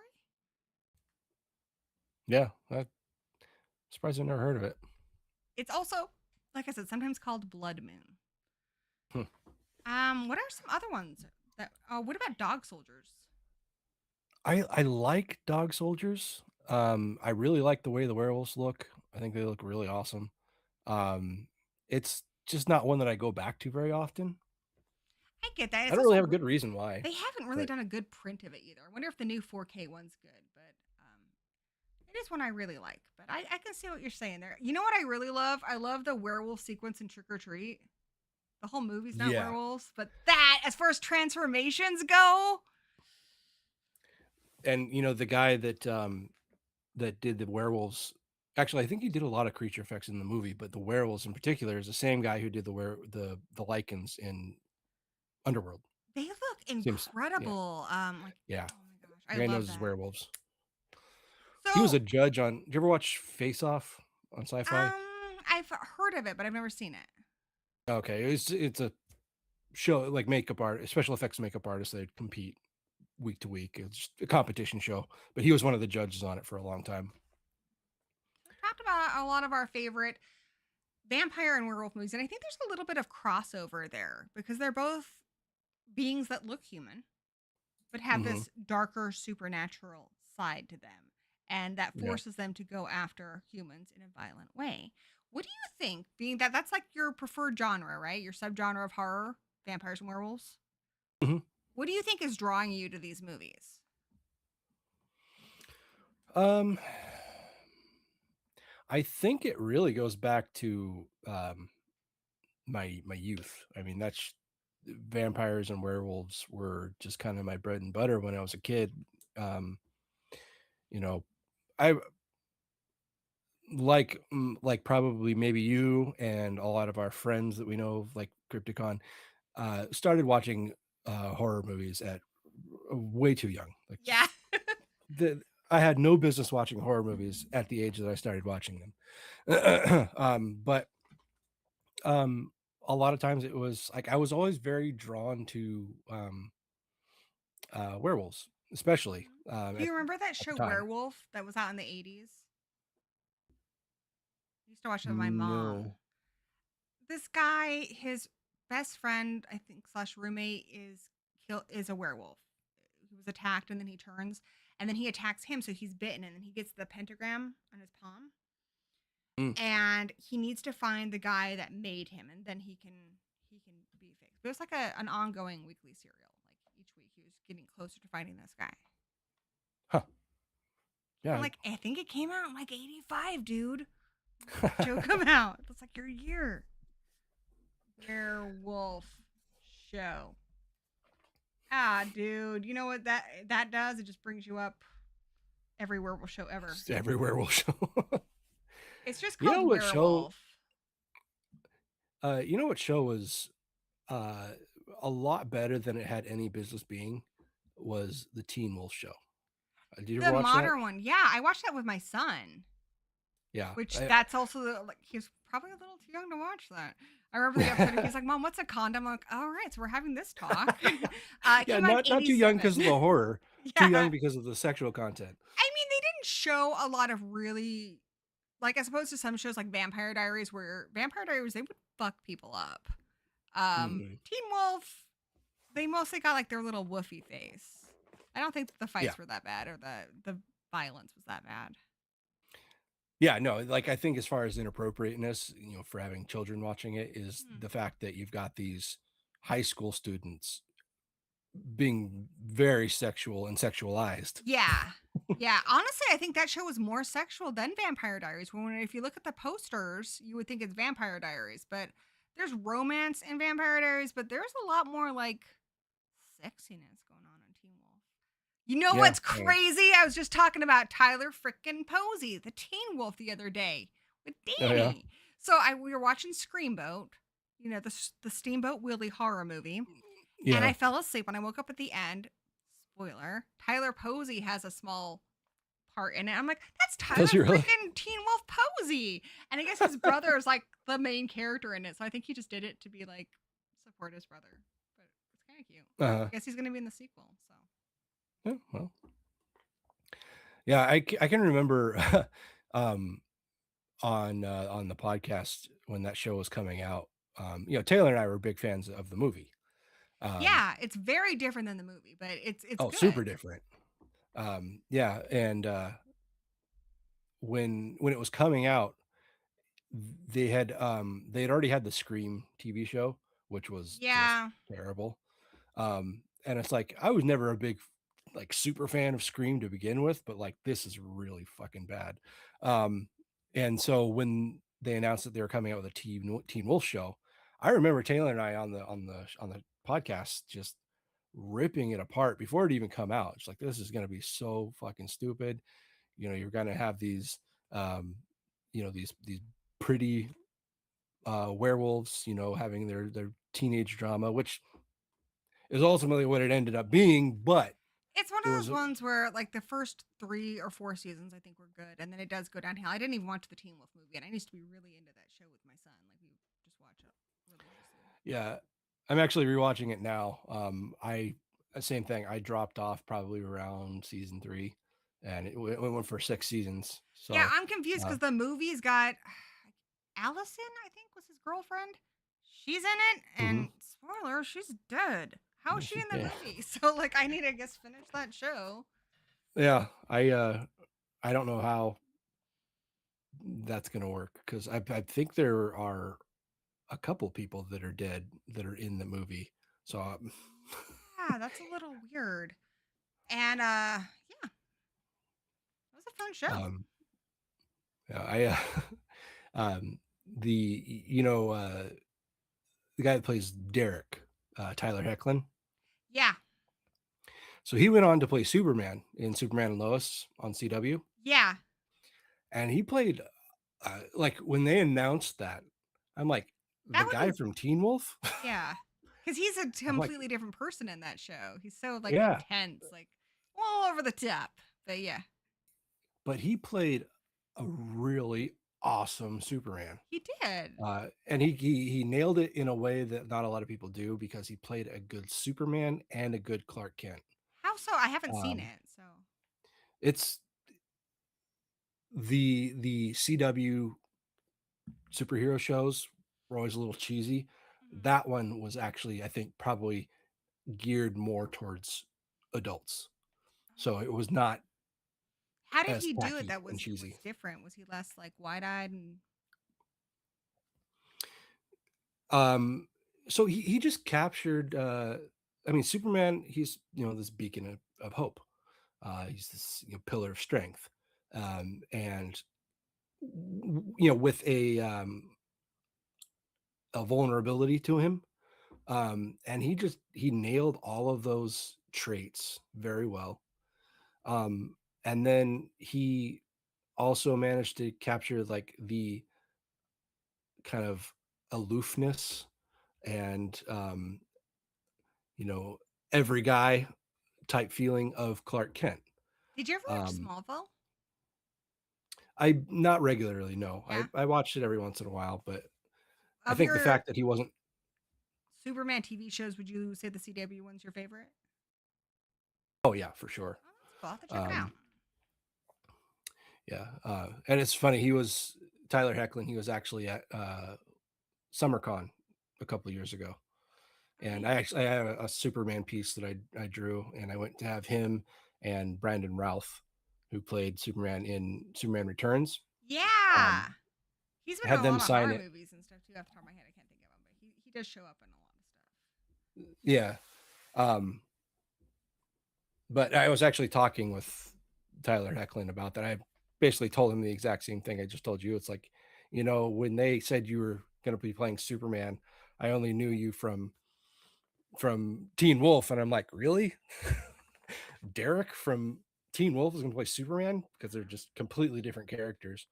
Yeah, And I I have said, a but hard time man, picturing it. yeah, I said, but man, I've been reading Superman comics for 30 years, and you nailed it. So Yeah, I'll good have to check job. it out.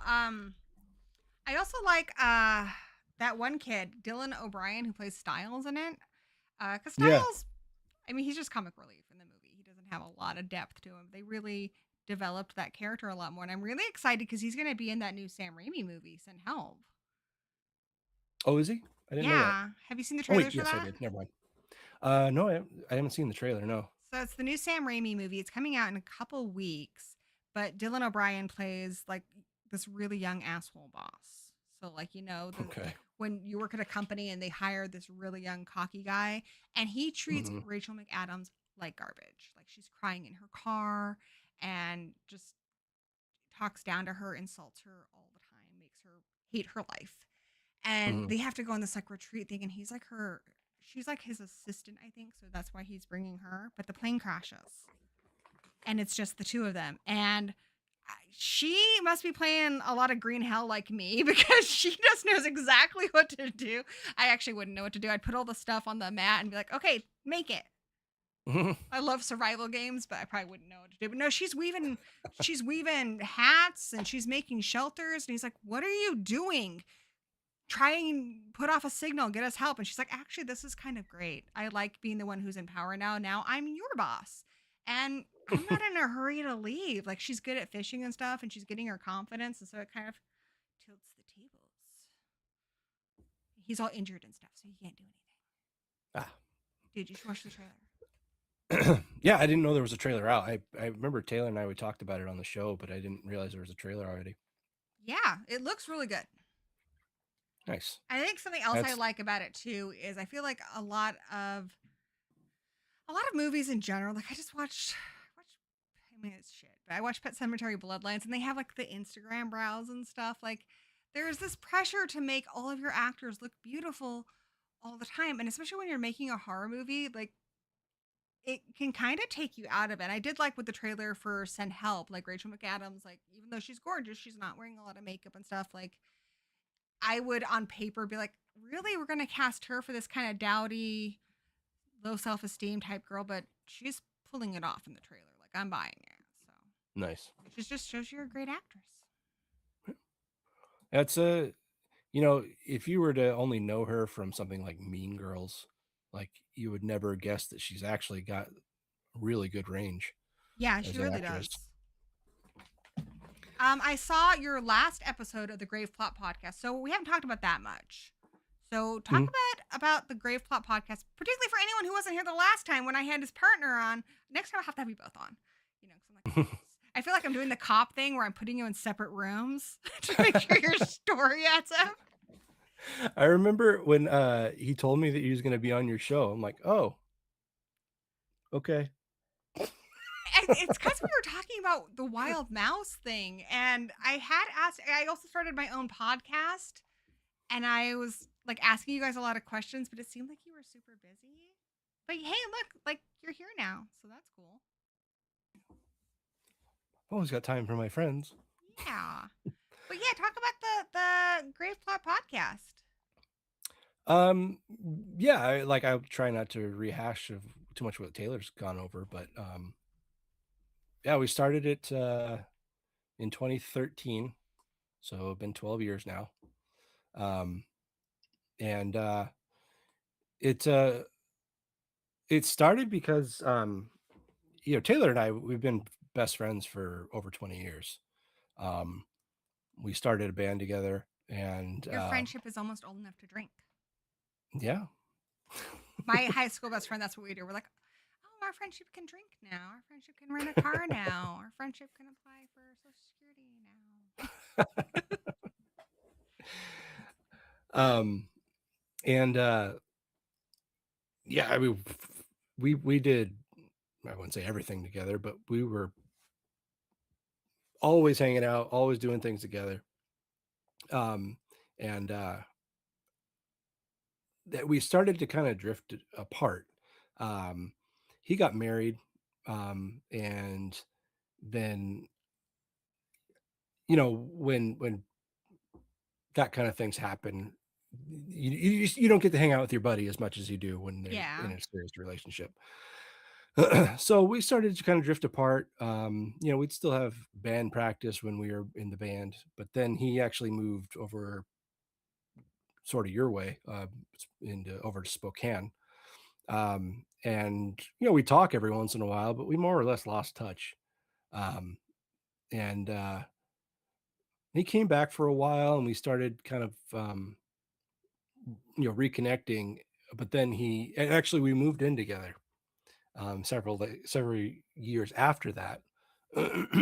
um, and we lived together for about a year, and then he decided he was going to move to New York.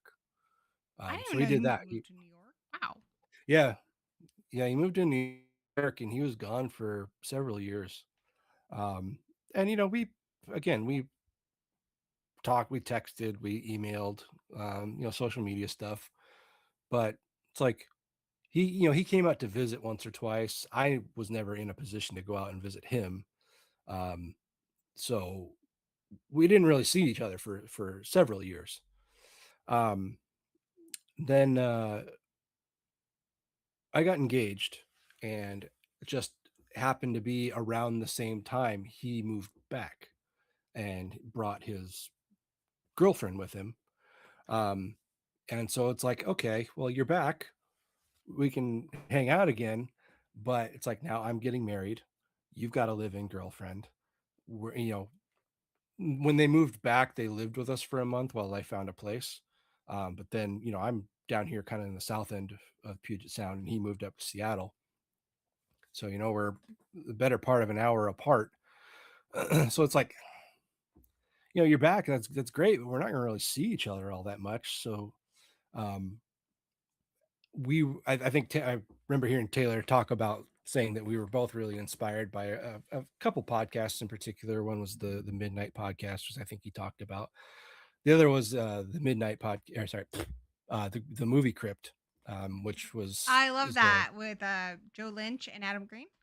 mhm. Yeah, we both listened to that show religiously. We'd listen to it, and then we talk about it. Um, You and guys have a similar kind of vibe to Adam Green and Joe Lynch. Yeah, and that's kind of what our mentality was. It's like we could talk like this. This is right up our alley. Um, but it's like we wanted to do where they are basically an interview show. They'll have guests on, and they'll talk to them for you know a couple hours or however long. It's like we didn't really want to go that direction exclusively. We wanted to be more of a designed around, like I said, the Midnight Podcast, which was talking about zombie related stuff, zombie news, zombie film reviews, zombie, he'd have guests on occasionally that would, they'd be like authors that wrote zombie books or, things of that nature. And that's kind of the format we wanted to have.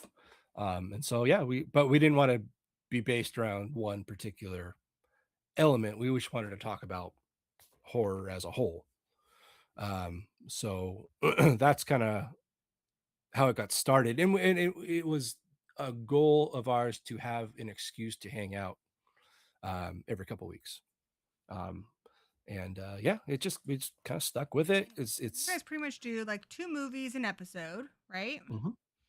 What do you think makes your show stand out with amongst the horror movie crowd podcasts? If you can figure it out, you tell me. Uh, no, I mean we don't have a large following, and that's fine. We're not doing it for the clicks, you know.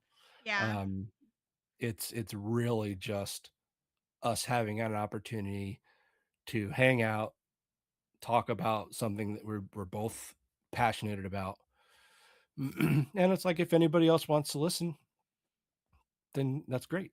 I get that. I Um, mean, my YouTube channel is not big, but I have this show, Gory Talk, just because it gives me an opportunity to actually sit down and talk to my friends. And I used to have a show where I would have maybe sometimes like three guests, and I am going to bring that back. I have a show called What We Love About.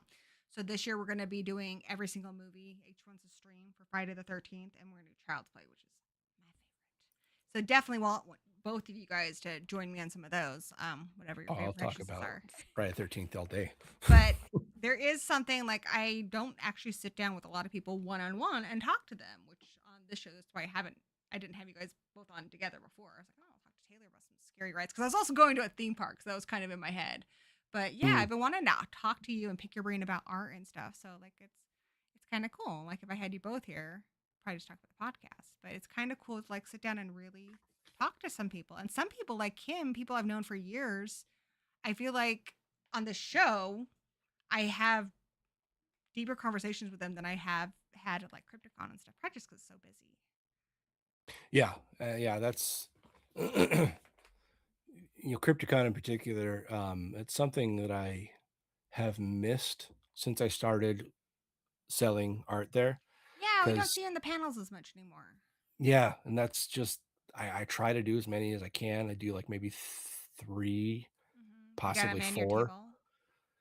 Yeah, and I mean, it's like a lot of times my wife will come with me, um, and she'll sit at the table while I'm off doing a panel.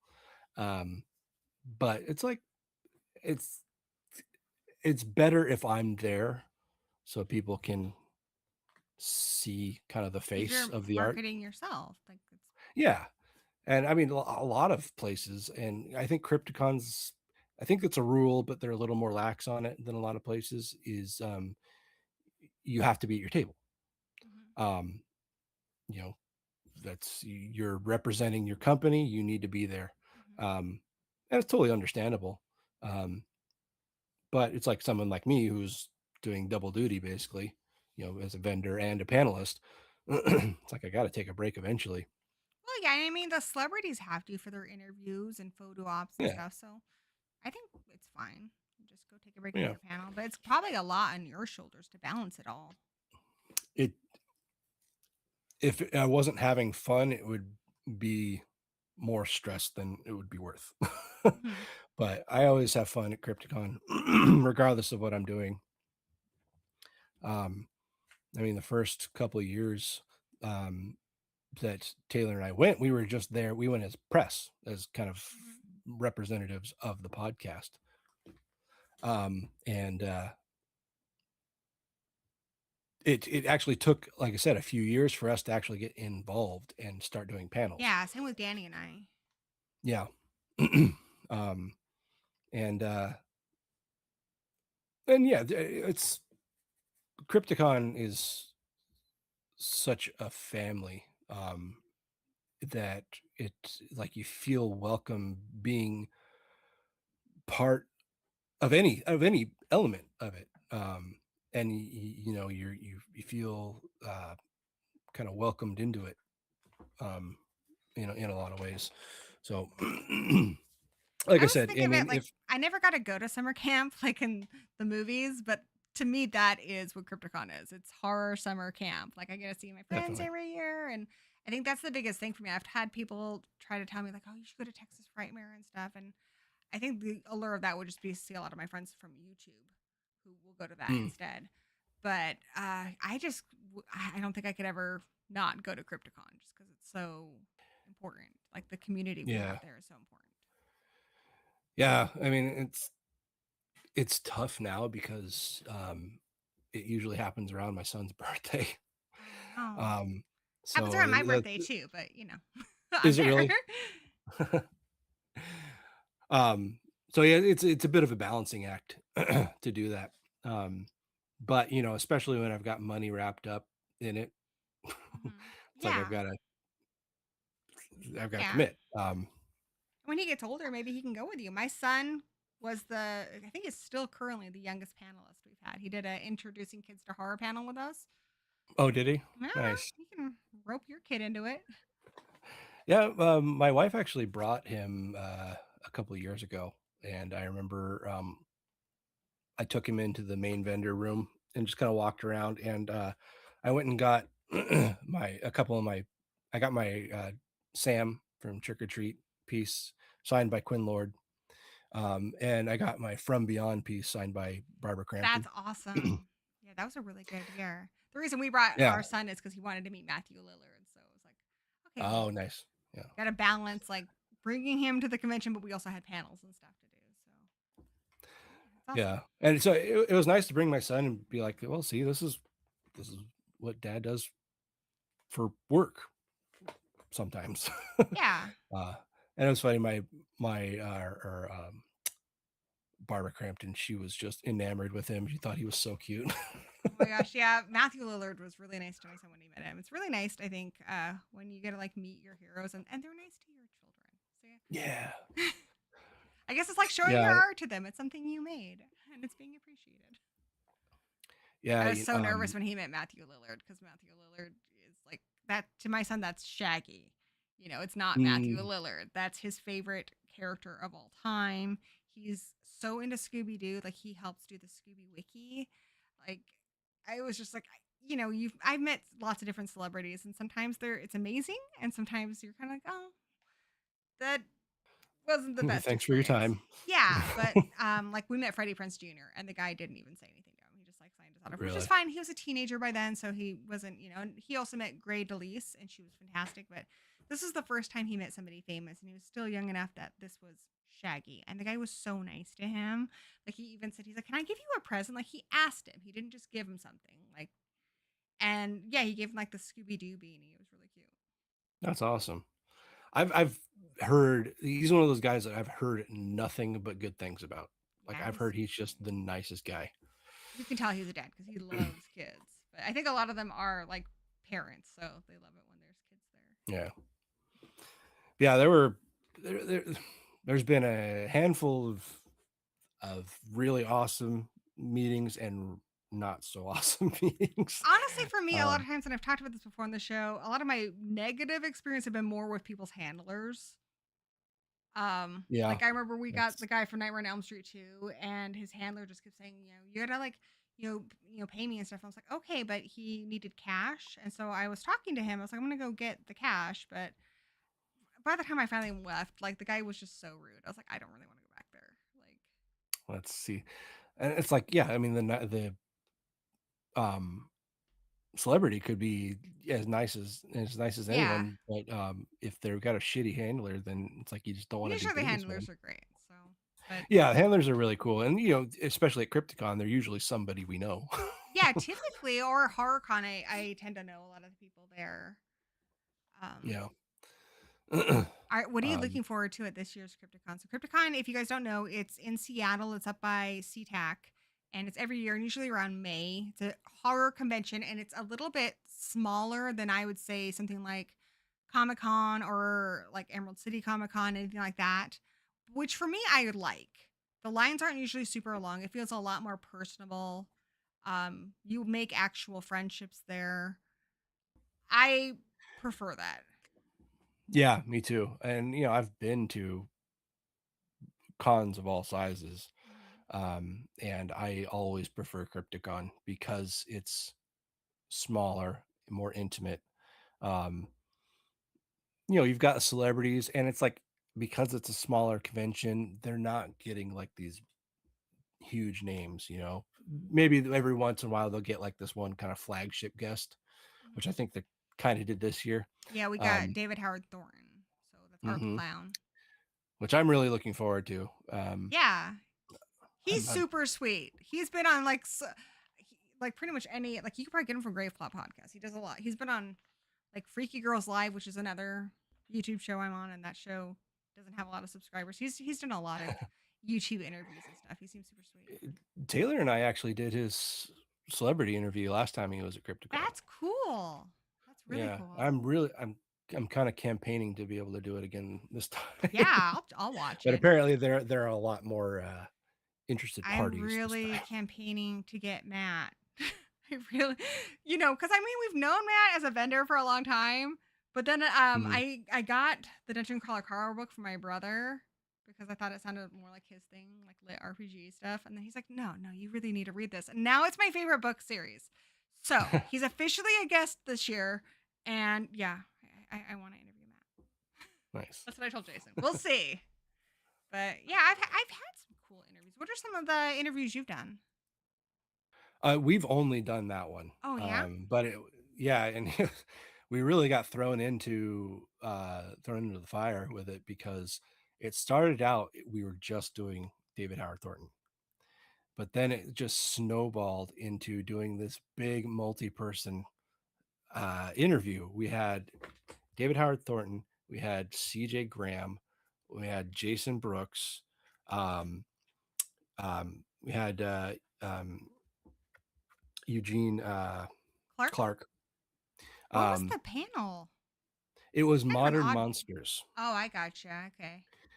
Yeah, and it started out like I said, it was just supposed to be David Howard Thornton, and this was when only the That's first movie was hard. How out. did you manage that with all the different personalities on the panel? It was not easy.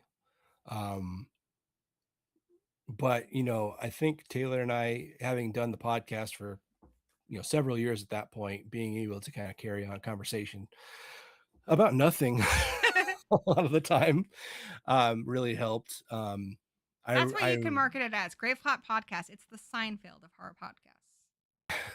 pretty much, we've always talk about it. It's like we go on these long tangents sometimes about just completely unrelated shit, um, and it'll take us like 15 minutes to get back on topic. um, but it's like, again, we're just doing it for us. It's if the audience is listening, then that's great, but we're doing it for us. Yeah. um, so if we want to talk about whatever, we're gonna do it. I think as long as you're um, having fun, it you have people who are going to be interested in it. And I think that's what's great about the Great Podcast is you guys have been friends for so long and you have a really good rhythm. And so you go on rants, but to me, it's akin to something like Joe Bob Briggs going on a rant, where it's like, oh, we're going on a rant, but it's a fun rant. Like you guys are yeah. having a good time, and it feels like you're part of the conversation. I mean, I'm actually friends with you guys, but I feel like even your listeners are feeling like they're hanging out with the boys. That's what it And feels like. we've had several people describe the show like that, just saying it feels like I'm just sitting here on the couch, you know, bullshitting with my friends. Yeah, that's what it feels That's like like. that's kind of what we're going for, because I mean that's ultimately what we're doing. But um, so yeah, I mean, having I've listened to your show a lot because I usually listen to podcasts, including your podcast, while I'm walking my dogs, and I feel really mm, stupid when I'm like walking down the canal with my dogs, and I just start laughing because you guys said something stupid, and people are looking at me like I'm a weirdo. But it's fun. It's a good time. yeah, we try to put on a good show. Like I said, we don't have a big audience, which what are you I gonna don't think do? But that's the mark of whether or not a show is good. no, I agree with you. Like, And I I think think you're still if the finding hosts your are having audience too. that could be. I mean, the podcast audience community, if you can call it that, I think it's always shifting. There are always people Mhm. coming and going. So it really ebbs and flows. I mean, I'm sure you experience that too Yeah, with yeah. your streams. It's like sometimes you'll just really hit the mark and you'll get like hundreds of downloads, and other times, you But maybe I don't mean, even break 100. so I did Horror Addicts first with Danny, which was Hmm. him, me, and our son.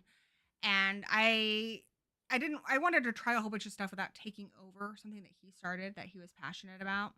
you know? Hmm. So that's why I created my own channel, which is a lot smaller, but I was also getting to the point where I just didn't really want to do YouTube anymore. Like it wasn't fun because once we got to a certain size, the show's like 15, Horror Addicts is like 15K, which isn't super big, but it's to the point where you start getting comments where they stop thinking of you as like somebody who reads the comments or like human. And some of the things they would say like about our son or about me and stuff, I was just to the point where I was just getting really frustrated. But on this channel, Yeah. it's a lot smaller, but I just don't have that. I feel like I have a nice community here. I have people who, regularly tune in.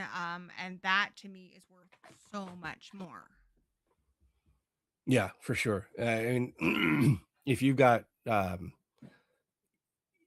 regardless of the size, if you've got a tight community of people who are um, fans, who are engaged, then that's really all that matters.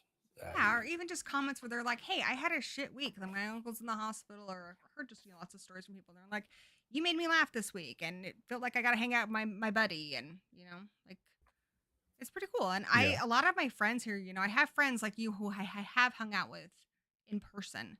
But a lot of the friends online, sometimes I have to stop and go, actually, I've never hung out with that person in real, like in person, but it feels like we have because I've spent so much time with them Yeah. on YouTube. But Yeah. and it's Yeah, crazy it's how those friends are there for you. Like I don't know about your podcast, but we've had times like when we had to uh I remember the place we were renting got sold and we needed money really quickly. A lot of our YouTube friends have like really rallied for us and been there for us. oh, So that's cool. to anyone who's like, well, they're not your real friends, like they come through. When you make something you're proud of, they're the ones who share it and stuff. So I Yeah, had a friend who passed away recently, and yeah, those were the people who were there for me. So that's awesome. what's your community like for Grave Podcast? Like, I think it's harder. Is it harder for with a podcast to connect to your audience? I guess I don't know. Yeah, a little bit. I mean, like something like this where you got kind of a live audience. Mhm.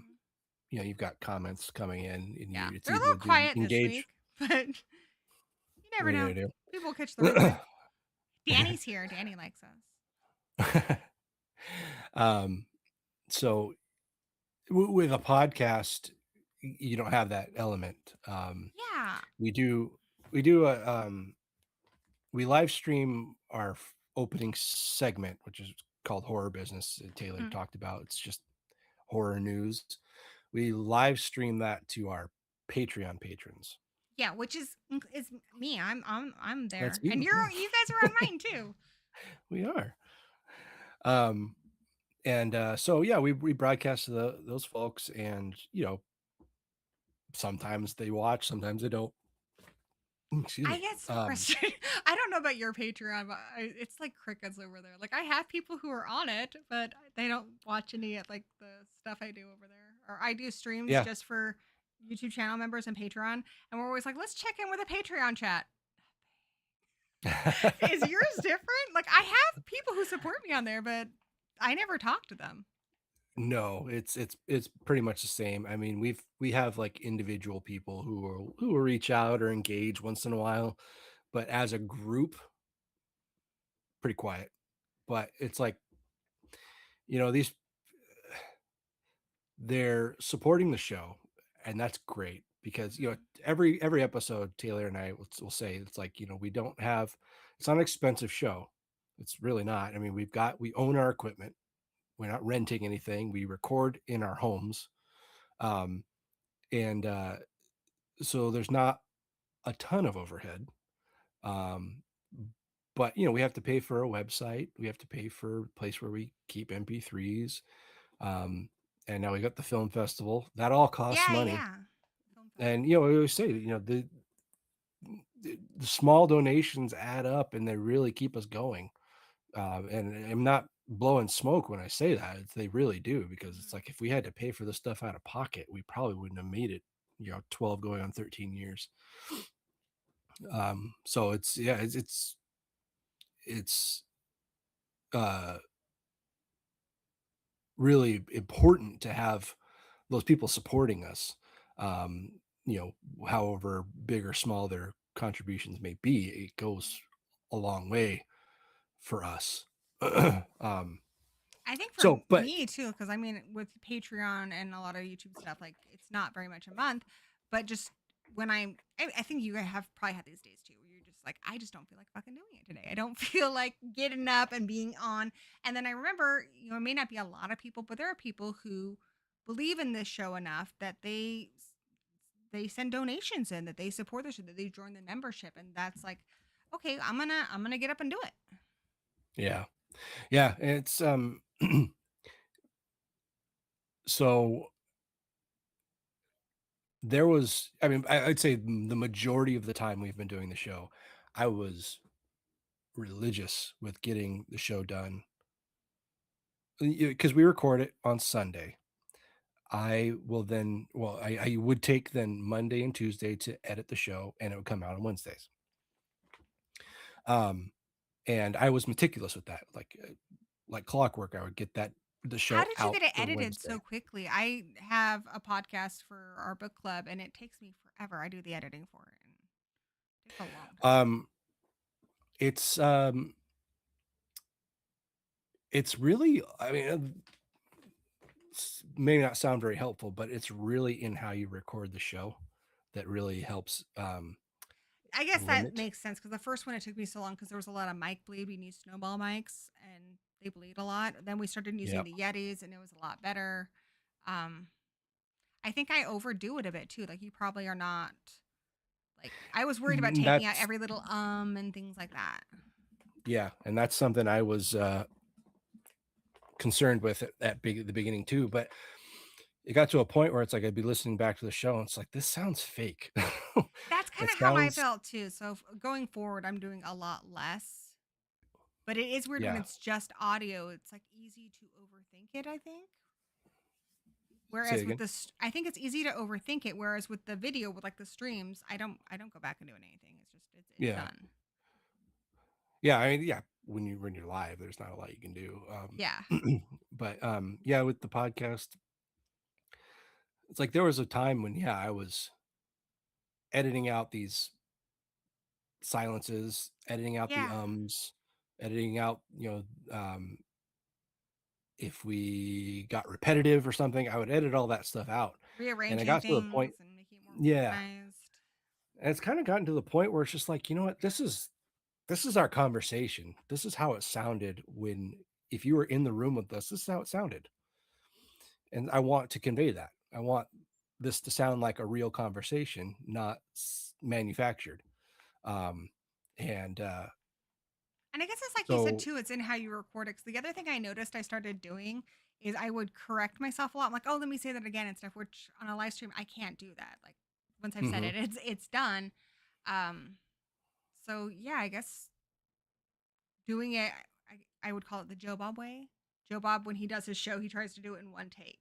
So a lot of times the mhm, guests and stuff, they're like, "Wait, what? We don't get a do over." It's like, "No, we're just recording it. Just you need to do it." mhm. And yeah, I think We'll that's do it in probably one. is that something that you do, or do you guys take a lot of breaks, or like, "Oh, let me say that over again." Um, no, we don't do that at all. Like if we say something wrong or incorrectly, if we don't catch it then and there, it stays in. And I think that adds um, to kind of the charm of it too, because it does make it that's what I think what makes it feel like when I'm listening to your show that makes it feel like we're just hanging out. Because I'm mhm, hearing all the little things that are happening in the conversation that make it feel authentic as yeah, opposed to listening yeah. to It's a like show. I mean, there's stuff that I could edit out. Like Taylor's dog has this collar on with these tags, and I'm sure you've heard it. Mine does the So same thing and then I edit it out. yeah, and see, like it got to a point where it's like I don't know where these things are happening. So I have to sit there and listen to like a full 3-hour show trying to catch all these damn things. And a lot of times it's happening like when one of us is talking. It's like, how the fuck do I edit that out? Yeah. So it got to the point where it's like, you know what, that stuff's staying in. It's like if we say something like embarrassing or maybe we weren't being conscious and like said something overly offensive, then Mhm. probably I'd edit that out.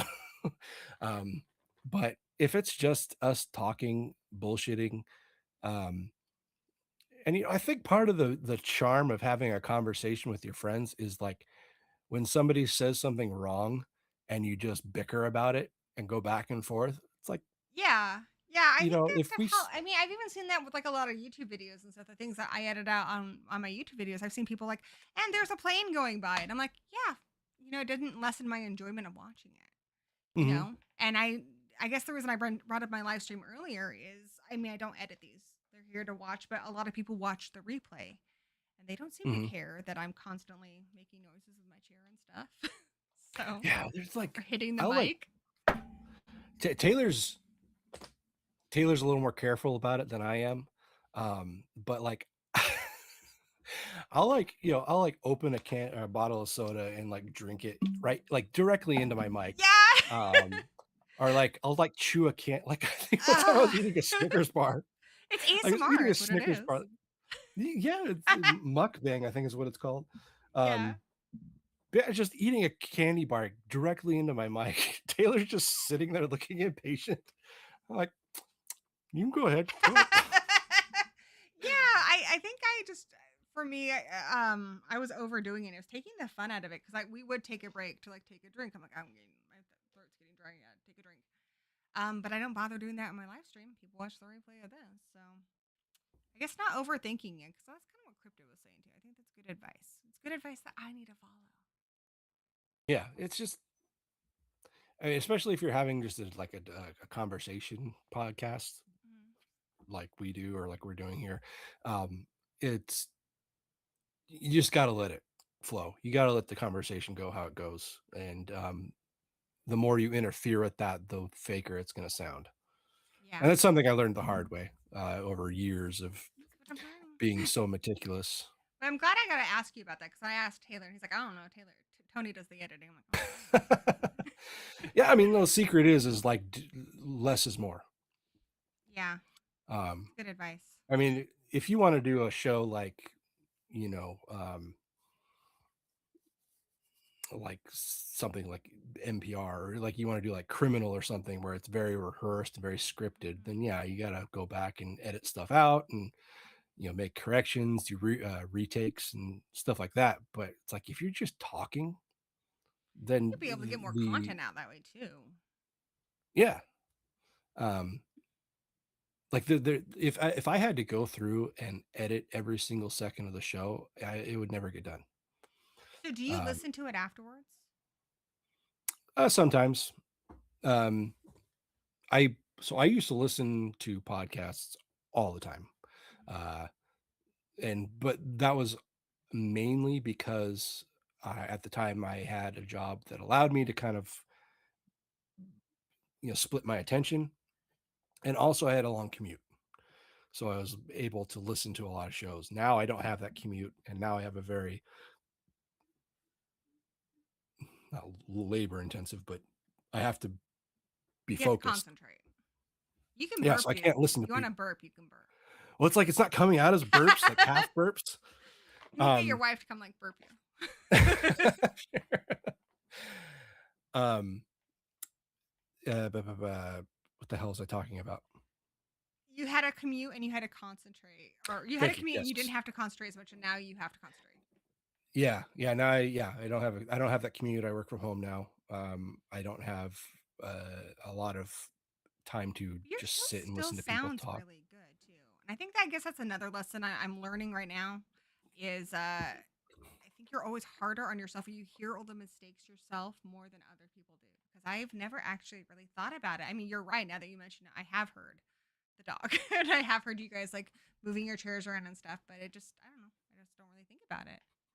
Yeah. I mean, something, let's see if I can do it with I'm this very here. new to podcasting, so like I've Like, just it doesn't do the same thing, but like something that you probably hear all the time is me fidgeting with my mic because, like yeah. Taylor, he'll just keep his mic there and he'll just sit there and talking to his mic. I'm like constantly moving around. Like I have Are ADHD, you so I'm guys? always Yeah, fucking same. moving. Are you guys the same volume? Because the other problem I have is my friend who's on my podcast with me. She's a lot quieter than me, so I have to like take the separate things and like make my loud voice like make us close to the same volume.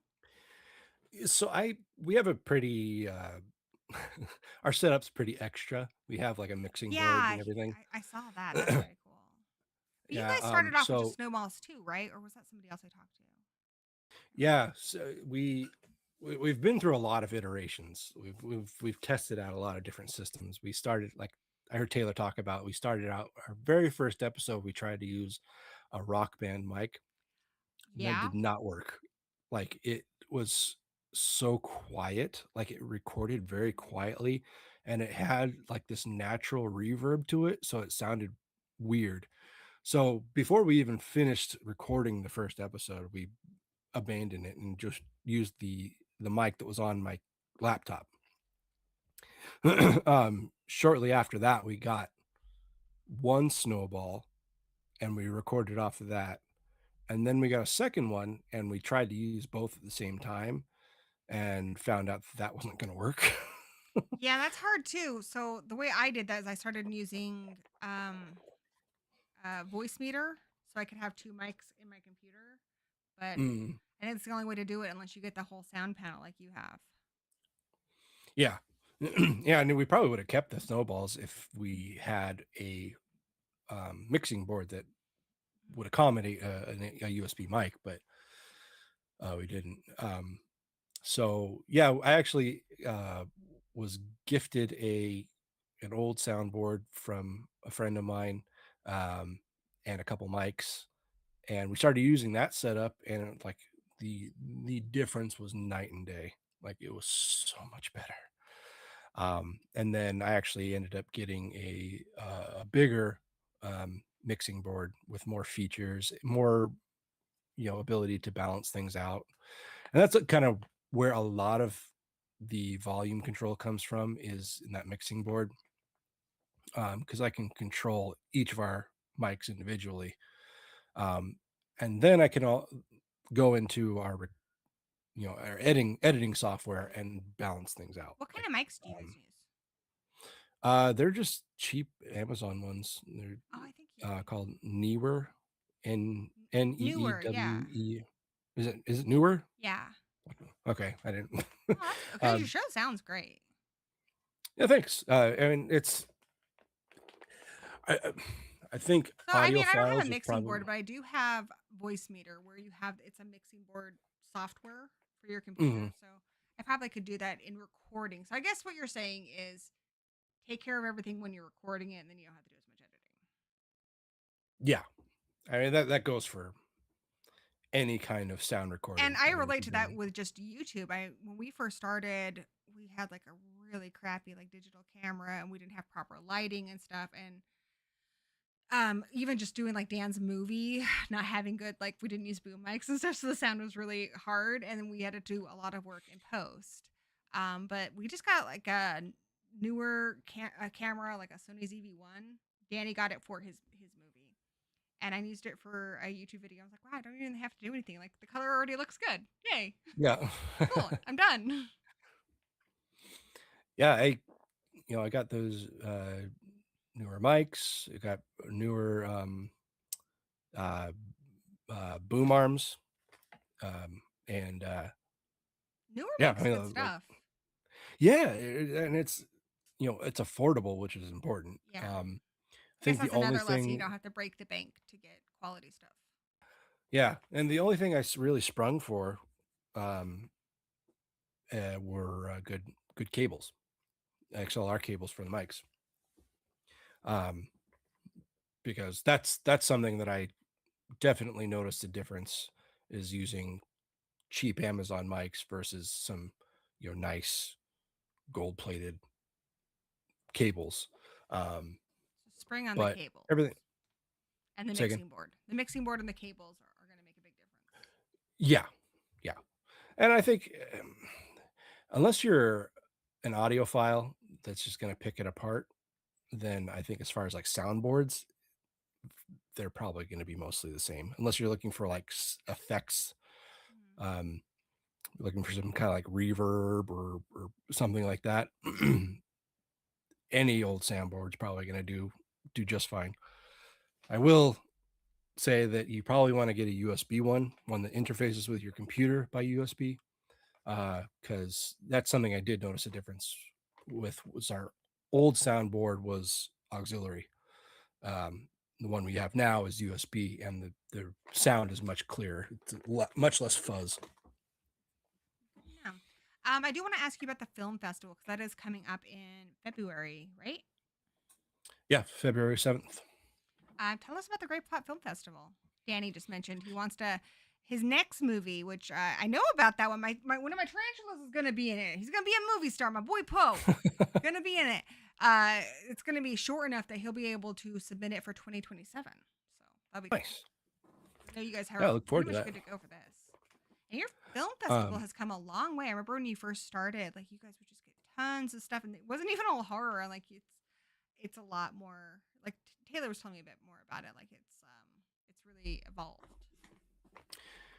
yeah, I mean, it's kind of the same.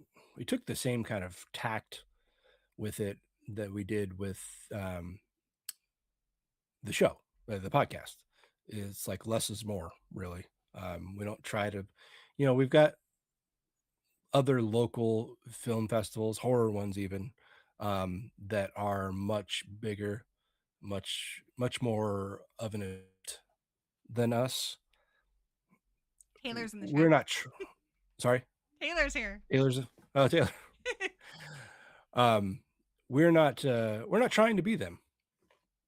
We're a small festival. We know our place. We know our place, um, and we operate out of a smaller theater, which is actually where um, Bone Bat started. I believe that was where they started their first theater, Central Cinema in Seattle, and now they're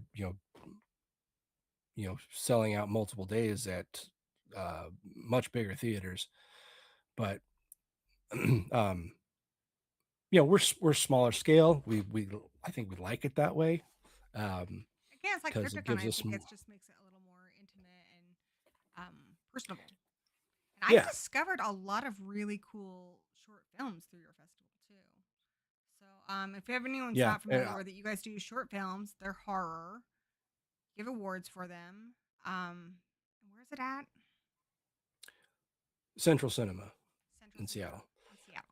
Um, we yeah, it's all short films. I think we toyed with the idea if we could make it happen to get one feature and show it, and then everything else shorts. But that never really panned out, so we just kind of dropped it. Um, and Where then can people get tickets for that? just the website, graveplotfilmfest.com. If you want to go straight there, you can go graveplotfilmfest.com/tickets. Yeah, it's $15 to get to buy them in advance, 18 at the door if we have them. That's another thing. It's easier for us to sell out because we're in a smaller theater. But yeah, we've only got 110 seats to deal with. So if we sell out online, then we don't have anything at the door, and that's happened in the past. Mhm. Um, I want to go check it out. Financially, our lives aren't super easy right now, but hopefully we'll be able to go. yeah, be cool. I mean that's what's really awesome about, again, with the Cryptid community and just kind of the horror community in general, is we're all very supportive of each other. Um, I see a lot of people from Crypticon or other film festivals come by our show. Um, and it's great because a lot of times we can't return the favor. Mhm. Um, but they'll come anyway. And that's the kind of people that are in this Seattle horror community. Um, and I like doing the festival and watching these films. I've actually like been able to find out about a lot of very talented artists, Awesome. talented directors, actors, everything from from this area. Are there some Uh, you want to shout out or share? oh, don't put me on the spot like that. Sorry.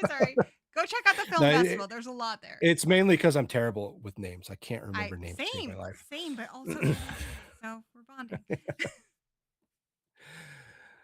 um, But but do check it out. I've gone before and it's a lot of fun. And I also like we have our like mini Crypticon reunion, so like HorrorCon's kind of one. And yeah, like last time I went, I saw like Bob and a lot of our friends. So Yeah, it's really Yeah, cool. yeah, You guys host a good party, so. Okay. yeah. We try to make it try to make sure it's like it's not stuffy. It's No. just it's some place that people can go have some fun for 4 hours. Yeah.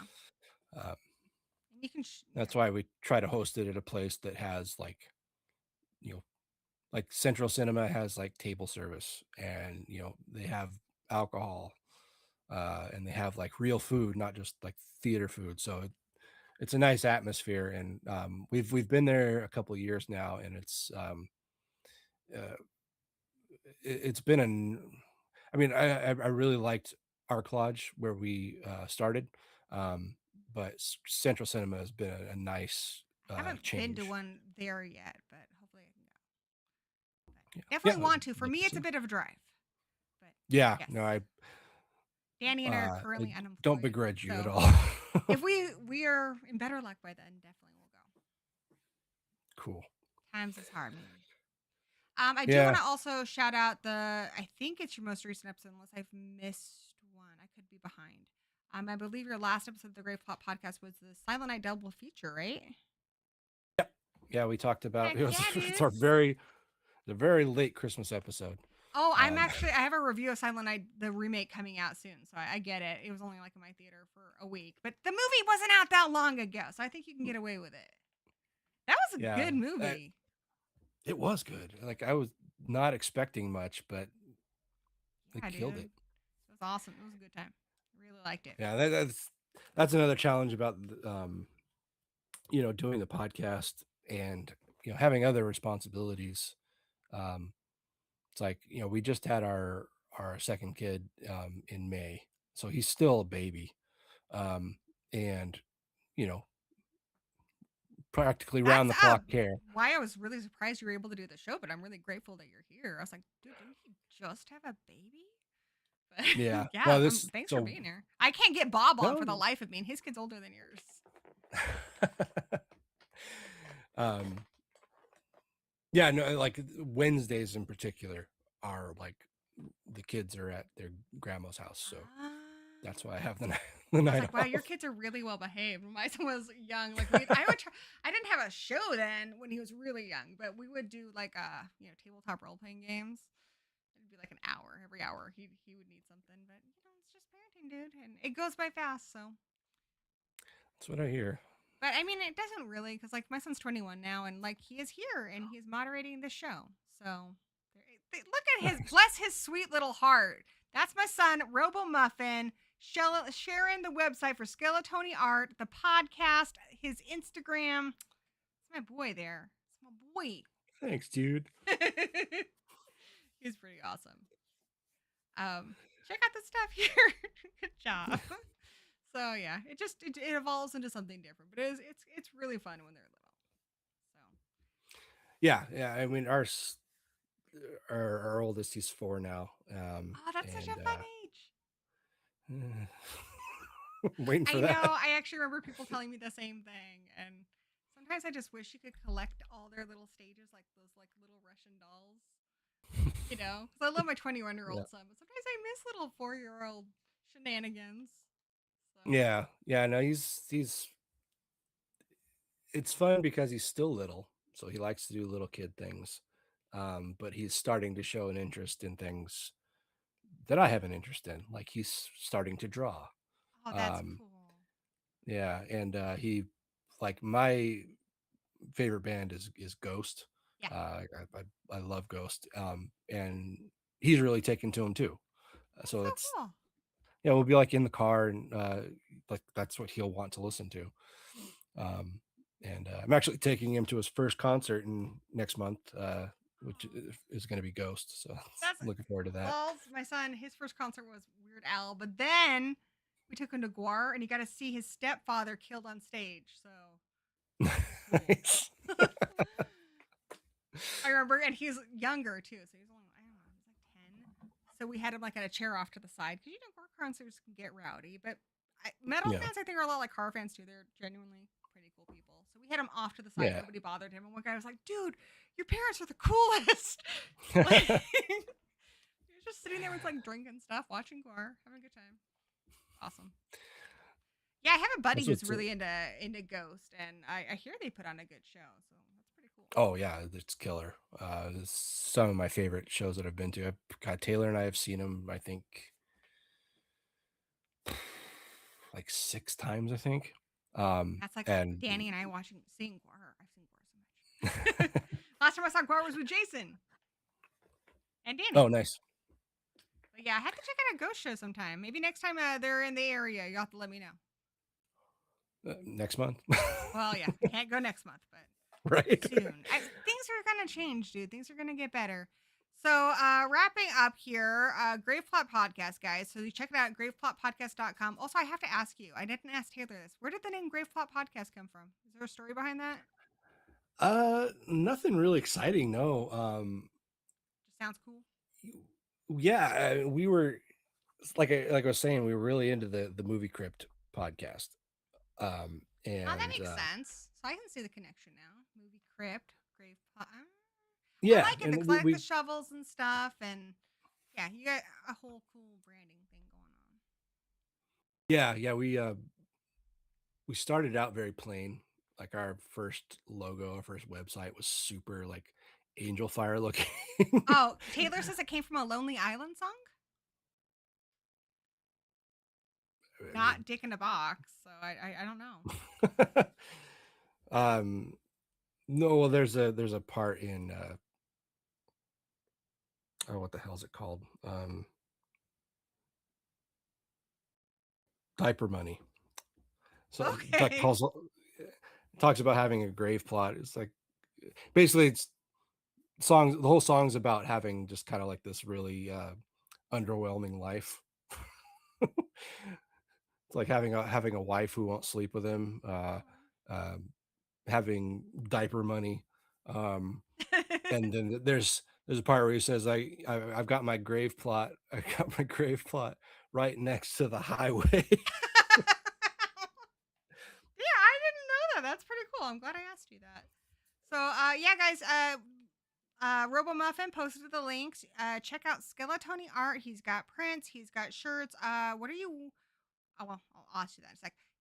Also check out the Grave Plot podcast, Grave Plot Film Festival. Follow Tony on Instagram because that's where I see a lot of his new art. Um, check out all that stuff and let him know what you're working on all of your many things. Well, I'm supposed to be doing this benefit show. It's actually ghost themed.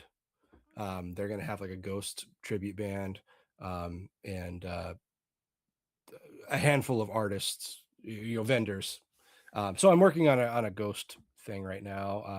Oh, well, I have a buddy. I'm gonna have to show that to as soon as it's ready. Nice. Yeah, I'm hoping it turns out the way I have it in my Which head. papa is it? My friend just explained to me all the different papas.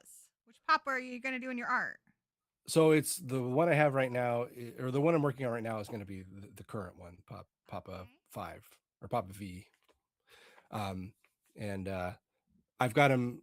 So a lot of times they do shows in particular cities. I don't know if it's them that necessarily does it, but someone will create like an exclusive design for that city that they'll put on shirts. So kind of with that in mind, not really with the intent, but that in mind, I'm doing one that's Seattle, and I'm turning the band into a grunge band. I love it. That's awesome. That's Yeah. really cool. That's really cool. Yeah. I can pull it up. Let me see if I can. Yeah. I think that could be fun. Maybe next time I have you on, we could just do some like live drawing.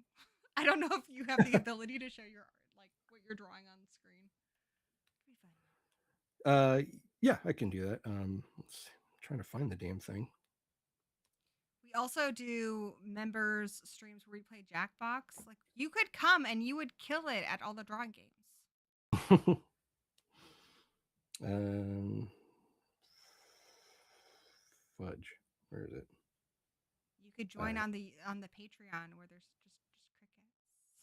Though in all fairness, like I said, I'm on your Patreon and I don't really watch a lot of stuff on Patreon, so Yeah, and I'm part of the problem. I think I have done some of the polls and stuff on your guys's though, and things like that. Yeah, and I think when we ask, like, we have people, we so every October we'll do something called Octoberama, where we every we're a bi-weekly show, but in October we do a show every week. And what we do is we have themes.